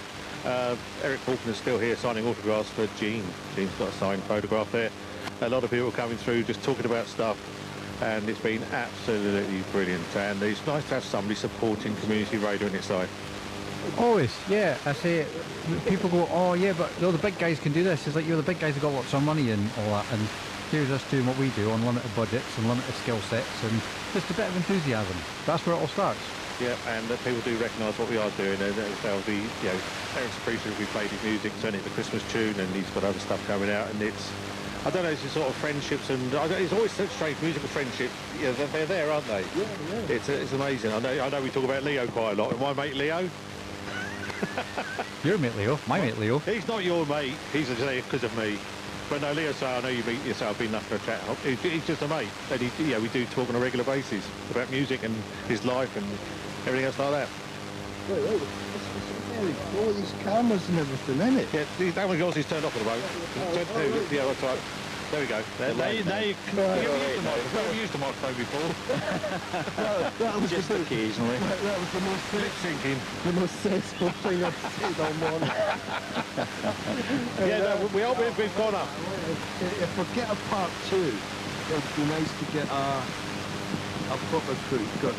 I mean, we've got 5K phones, so it's quite good, but we've not got the sound microphones and stuff. Right, yeah. So we'll take it as a... You should see where we started a few years ago, I can tell you. Right. Which thanks to our sponsors like Michelin Tires, who are a big sponsor, so that we can upgrade our equipment to go to this. Every penny we get goes back into the equipment. Yeah. Just not the cables at the moment, it seems. Well, it's stacking volunteers. Staff of volunteers. Just doing it because they want to do it. Volunteers, it's always that people, and we say, even this whole event is run by volunteers, the 6 days trial. That's all right, I've worked for nothing for 50 years. Yeah, well, blaming management team. Don't we talk about that? Well, you know how I have an occasional... Corporate America. You know how I have an occasional faux pas from time to time? Yeah. So I was getting Eric in through security here for these two. I saw you there, you buffed up a bit, didn't you? When I went out there, he was chatting away, and I says, "Are you English?" He went, "No, I'm from Edinburgh." Well, of course, we've travelled all over the country and all over the world, basically. We had an American TV series for NBC, and I went for 20 weeks. They tried to give us elocution lessons. Oh, no. The guy was and dancing lessons. Yeah. And we thought, just no way. No way. Which part of Edinburgh were you brought up in, Eric? Gilmerton. Gilmerton, no, I know that. Morton. Yeah, Morton, yeah. And, it's not that, I don't know what's there now. I know the primary school's gone. Yeah. And I was Liberton. Liberton, yeah. By the cemetery. And, yeah, it's all changed. I've not been in Edinburgh for ages. Well, this event used we're to... going Holyland. Yeah. That's an ad with it. You've been... No, the thing is, this trial used to start and finish in Edinburgh and come up with Fort William. Yeah. It's only 50 years ago was the last year that they started it. You know Gorgie Cattle Market with the exchange? They started there and they finished at Blackford Hill. Wow. And that was up to 1976, and then they centralised it here in Fort William. But I apologise for accusing you of being English. Sorry about that. Yeah, that's quite it's all right. It's all right. What Lochs is? Loch Linney. Loch Linney. Yeah. I need, because I filmed it. We are just filming outside through the window. Yeah. And I'm sitting thinking, which loch is it? I thought, I'll not say I'm bound to get around. I've already done it. We've got these bloopers. We're making up these bloopers. Oh, got a few of you. Yeah, one or two. We're looking for the usable stuff. But see, there's not many lochs round about Edinburgh because they're all dried up. Oh, no. Norloch. After Seat, with Duddingston. Aye, Duddingston Loch. Is that still there? Aye, I think it's still there. They've not filled it in yet. That's good. I know you've not been there a while. Fill it in and build. Yeah, it's still there. In Edinburgh. The last thing we did for Edinburgh, like Alan Romeo and Mike McEwen, they've passed on. Yeah. And I had about 6 unreleased demo songs. It'd be the 4th and 5th album. Yeah. So we put them up on a tip jar type site to raise money for memorial benches. Right, okay. And some of the royal fans really, we raised 12 grand. Jeez, so both of them have got a memorial bench in Princess Street Gardens. Brilliant. And there's a roller girl, a roller fan, who raises money for roller fans that hit hard times. So I put the AI song up for that. Yes. And that was a couple of grand. So it's really nice. There is a nice world out there. Definitely. Once you get away from Well, you know, as I'm 68 now, you're a little bit above me.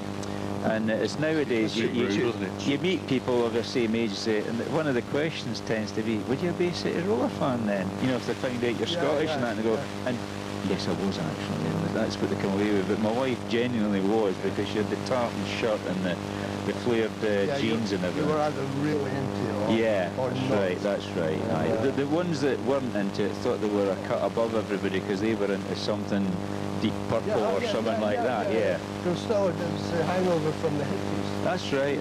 Kensington Market. That's right. Yeah. But the roller gear, I used to buy it out down the Navy store on Clark Street. Clark Street. Yeah, I know where that is. And a white shirt had the wee tartan inset. That's right. And I was a massive Slade fan. Right.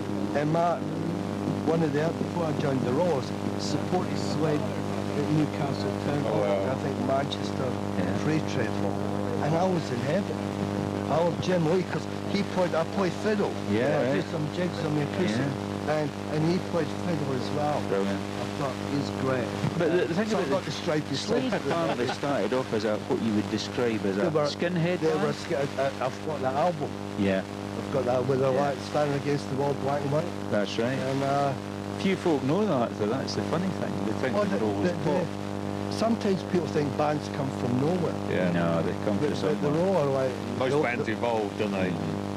I think the Roller, Alan and Derek Walmley and Nobby Clark, the original singer. Billy Lyle and David Payton, who went on to form Pilot. Yes. They were in, I think one of them was on Keep On Dancing, the single. Wow. So there's a whole history, and they worked hard to get the record deal. Yeah. And so you were signed to Bell, weren't you? Was that the main record label? Yeah. I mean, it's different now because you've got they all changed, haven't they? You kind of do it yourself. I don't do Spotify. Oh no, I better not say nothing. Didn't say it. I've already had one phone call. People know what's around with Spotify, iTunes, they're all out there. There's a lot of people coming off it. Yeah. Nobody remembers signing a record deal saying you could sell a million downloads and get paid 700 quid. Nobody said that. Change your name to Taylor Swift, you'll be all right. Yeah, well, it's millions, it's okay for a few. Even YouTube that you used to get, you can't get adverts on. Yeah. Until 10,000 members. Yeah, something like that. And see, I hate that stuff. Yeah. That's why I love you guys. It's just, there's none of the... I met a band from the 70s that got paid. Yeah, I'm sure there might have been a couple. The songwriter, because you get this PRS, there's societies that bypass the rest. Yeah. No, so, I do all right. Yeah, I'd say some people make a lot of money out of your music, that's for sure. Yeah, probably still do. Well, we were in court in New York with Sony Corporation for 10 years. Yeah. And we actually, in the end, we got a settlement. We've got a good royalty rate ongoing. We've got a 50-50 on streaming royalties. Kind of as good as you could get these days. Yeah. So, because that's your pension. Yeah. That's right. The dripping roast. Yeah. It is, isn't it? We need to look at results en route if we can before we finish. That's all right. Yeah. If we can hand back to you now. Yeah, well, I think Dan's probably got to put up results now. Yeah, we can just go through results of what's happening and find out what's happening. Day 3, but this is the results for day 2, 5th of May 2026 at the Scottish 6 Days Trial. In the lead is Sherco factory rider Adam Raga on 0 marks. In second position, a man who's been 6 times second placed at the Scottish 6 Days is Michael Brown on 1 mark lost. In third position is George Hemingway. You've got to remember he's only riding a 125 beta this week on 1 mark lost. James Dable, 3 times winner of the trial, in 4th position on 1 mark, followed by Jack Price, also a 6 Days winner previously, in 5th position on 3. followed by Billy Green on the Scorper. He's in 6th position on 3. And Jack Dance on the John Shirt Gas in 7th position on 4. Harry Hemingway, brother of George Hemingway, is in 8th position on 5 March Lost, followed by top Scot rider Ben Dignan from Roy Bridge, just up the road here, in 5 March Lost in 9th position. 10th position, Dan Peace on 6 March Lost, and that's the top 10 here, starting the third day, Wednesday, 6th of May. Certainly is, and I say Ragger's obviously going to try, Mr. Ragger, to his full name, I guess, he's going to try his Adam best to Ragger, sort of yeah. keep it. Adam Ragger. Do we leave all the pressure? Well, Adam Ragger's a previous world champion, so he knows what pressure's about, but these guys don't sort of fail under pressure, they kind of thrive on it. But he's got to keep ahead of everybody, and you know, anything can happen. Yeah, anything can happen in the next 3 days, it's as simple as that. Yeah, so no, it interesting. Is. Yeah. And tomorrow, I always said Thursday's the easier day, is that right? Normally, because Thursday tends to be what they call the road run day, where they go around the Moidart Peninsula, so there's a lot of roadworks. There's not so much moorland crossing, but there's still a fair bit of it to challenge the riders. But yeah, they sort of say it's an easier day, but it's not that easy.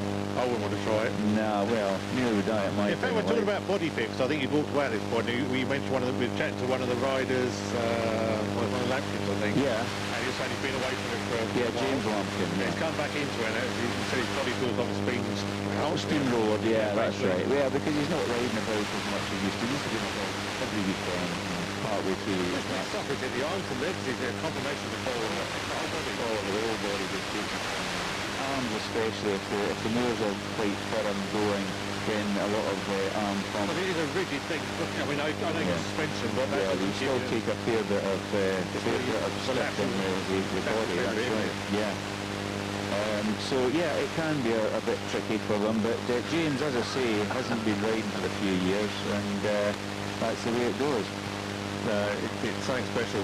And the other thing, we didn't get the biking. Beaters haven't come in today. No, Beater haven't come in today. We'll maybe get them tomorrow. We've probably been busy doing a little bit of repair work over at John Lampkins. John Lampkins around Porch, who takes the Beater in from Italy. So we'll hopefully get them tomorrow. And I guess have a look at the boot. Can we do that now before we do? Yeah, we can do. Run out of time, that's right. You said why not autograph, don't bend it. No, don't bend it. No, I can see all right. It's the boot today.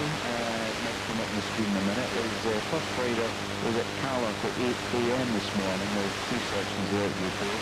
8B, 3 sections at Lower Moor. First rider there at 8:40. Group C, Schoolhouse Falls, again at Kinloch Lane. First rider was there at 9 o'clock. Followed by the Greymare's Tail, quite a popular section, that Group 3 in that group, Group 3 and 9:30. Pipeline, the iconic pipeline, 6 pipes scrambling up the hillside that fed the smelter, the aluminium smelter at Kinloch Leven. Pipelines Group E are 2 sections there, first profit.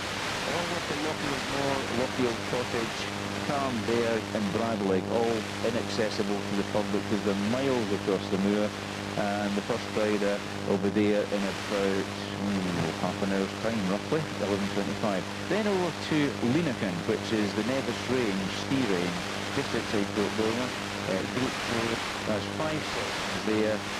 We're there at 1:30, so you've just got time to grab a snack and get up there to the car park, which you have to pay for. And then Group K, 2 sections at Corrie and Acroy. First rider there at 2:10 this afternoon. That's the Wednesday run here at Scottish 60 Park. And can we have a quick look at tomorrow while you're there, Dan? Can we bring up Thursday, just have a look at that, see where a good place to go might be in case people want to plan there? Yeah, this is what we call the road run. Loch Shiel A and B, you can't go there because that's the Kona Glen estate, you've not got any access. Torban is available, the first route, 2 sections there. Bells Grove, a wee bit of a walk to Bells Grove, out on the Moidart Peninsula. There's 3 sections there. Achnalee, I don't know that one, first rider go at 10 o'clock, there's 3 sections. Lawdale is accessible, parked sensibly at the side of the road, there's not much parking there, but it's a wee section, or a couple of wee sections just at the side of the road. Then up to Lawdale Cottage. There's a fair walk into Lawdale Cottage, but most people skip that and miss, and they go down to either watch at Camas-na-Croy, Mealnameach, and down to Kilmaloo. Loch-and-Door, that's accessible, and then Ardgour. So there's quite a lot to go at tomorrow, but it's all basically based on the road. So where will you go? Where would you go? Well, I'll be following round in a vehicle, but I'll probably pick them up as they go to Lawdale. Lawdale Cottage, I'll catch them coming out of there. Camasnacrois, I'll be there, but I'll just be sitting in the vehicle waiting on them passing, so I won't see much of the action because it's quite busy down there. Milnemeach, same thing, and Kilmaloo is the same, but it's a case of pull into the side of the road, get the vehicle off the road, see them through the sections with the binoculars, and then crack on again. As Lee Brown was saying, please park respectively. Yeah, absolutely. That's it. So that's the running Don't want a bad name for the organisation. No, it's everything keeps going here. I mean, it's a working week, so people need access to the driveways, they need access to the businesses.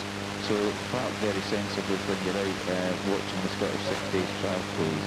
9 minutes to 11. We've just got 9 minutes left of the day. Yeah. Where does the time go? It's been a busy one, but not too busy in this area in a way. Not bad. We've had some nice interviews today. We had Bess Savage in, we had Wolfie Bernard. Wolfie, we had Mark Coombs from Isle of Wight, and of course Eric Faulkner from the Bay City Rollers. You weren't expecting that, were you? I wasn't expecting that at all. That's a wee bonus there. See, little surprise. Got the autograph for the good lady, so she'll be chuffed to bits. I'm sure she can dig out her tartan top somewhere. Yeah. It's not rotting away or anything like that, or eating the moths. I'll tell you another picture. You've got to send it. You've got to do it. Yeah. I'll send it on. But Derek sort of hanging around in the background. I need to wait to say goodbye and needs to the studio. But he'll get up there in time before Si goes. I'm sort of dashing straight down there. Is that the idea? No. Myself and Dan are going to make some adjustments, and I need to be up here to monitor them. Okay. In which case, if everyone wants to go up there, I think his boys are just going to get a cup of tea or something for him. We don't have those facilities here. I've got time to take him down and introduce him to exactly. So that'll be the plan. Any feedback to come? Any comments? Any hellos? No, I say Phil's kind of a bit sympathetic to our sound issues, but he's enjoying our footage and doing what we do. So hopefully we can get that fixed for tomorrow. I think we may have a solution, but we need to go and muck about with it. Yeah, we had a couple of people in the car park. Are we aware? Yes, we're aware. So we know there's a slight issue in the background. It's slightly better than what it was first thing, which is good. Yeah, I say it's not what we want to do. It's not our aim. It's not our goal. We do apologise. But that's the thing about live, you got to roll with it. And as Eric was saying, you're on a fixed budget, you're with volunteers, and it's a hard job in there to get it absolutely spot on. Yeah, and none of us are engineers in this field either. No, we're work in progress. Yes. Kind of specialist stuff, isn't it? It's like making the perfect bacon roll. Yeah, exactly. Some people think they can do it, but they can't. Some people can't. Anybody want to just look out on the Parc Ferme very, very quickly, just have a final chat with anybody? We're all moving off them just now. Trying to get them they're in here. Yeah, because, they're quite a gang just there. I just want to just have a final hello, goodbye, how's it going sort of thing for a couple of minutes. I'll see what I can do. The cameraman's round here, but I think whenever I go round the corner it cuts us off. Let's give it a try. I'll get up. How have you been going so smooth and fast? Yeah, not bad. It's fun.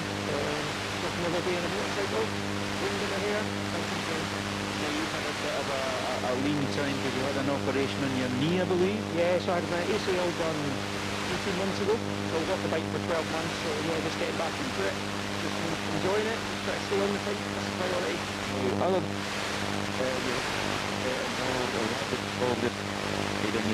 the International 6 Days trial, which, International 6 Days Enduro, you were quite good at that as well? I wouldn't say I was quite good, but I did that back. I've done that 5 times.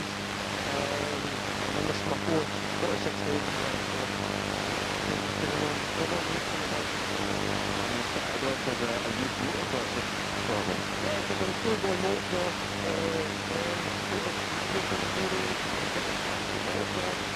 So, yeah, just for the discipline to addicted to motorcycle too. The Bay City Rollers? I think I have, with the tartan stuff, yeah. That's cool. We're in the studio. He's just walked away just now, but Eric Faulkner, one of the guitarists for the Bay City Rollers, for him. And of course he was, that was the course that my wife supported.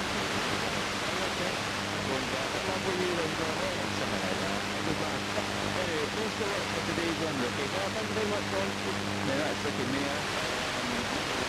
with the motorcycle club, and very good enduro rider, and finished the youth for motocross driver. He was very skilled at that.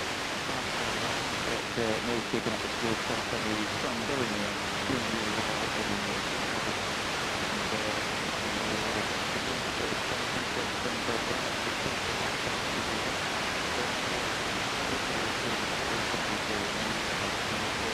So he's just getting more back into the riding.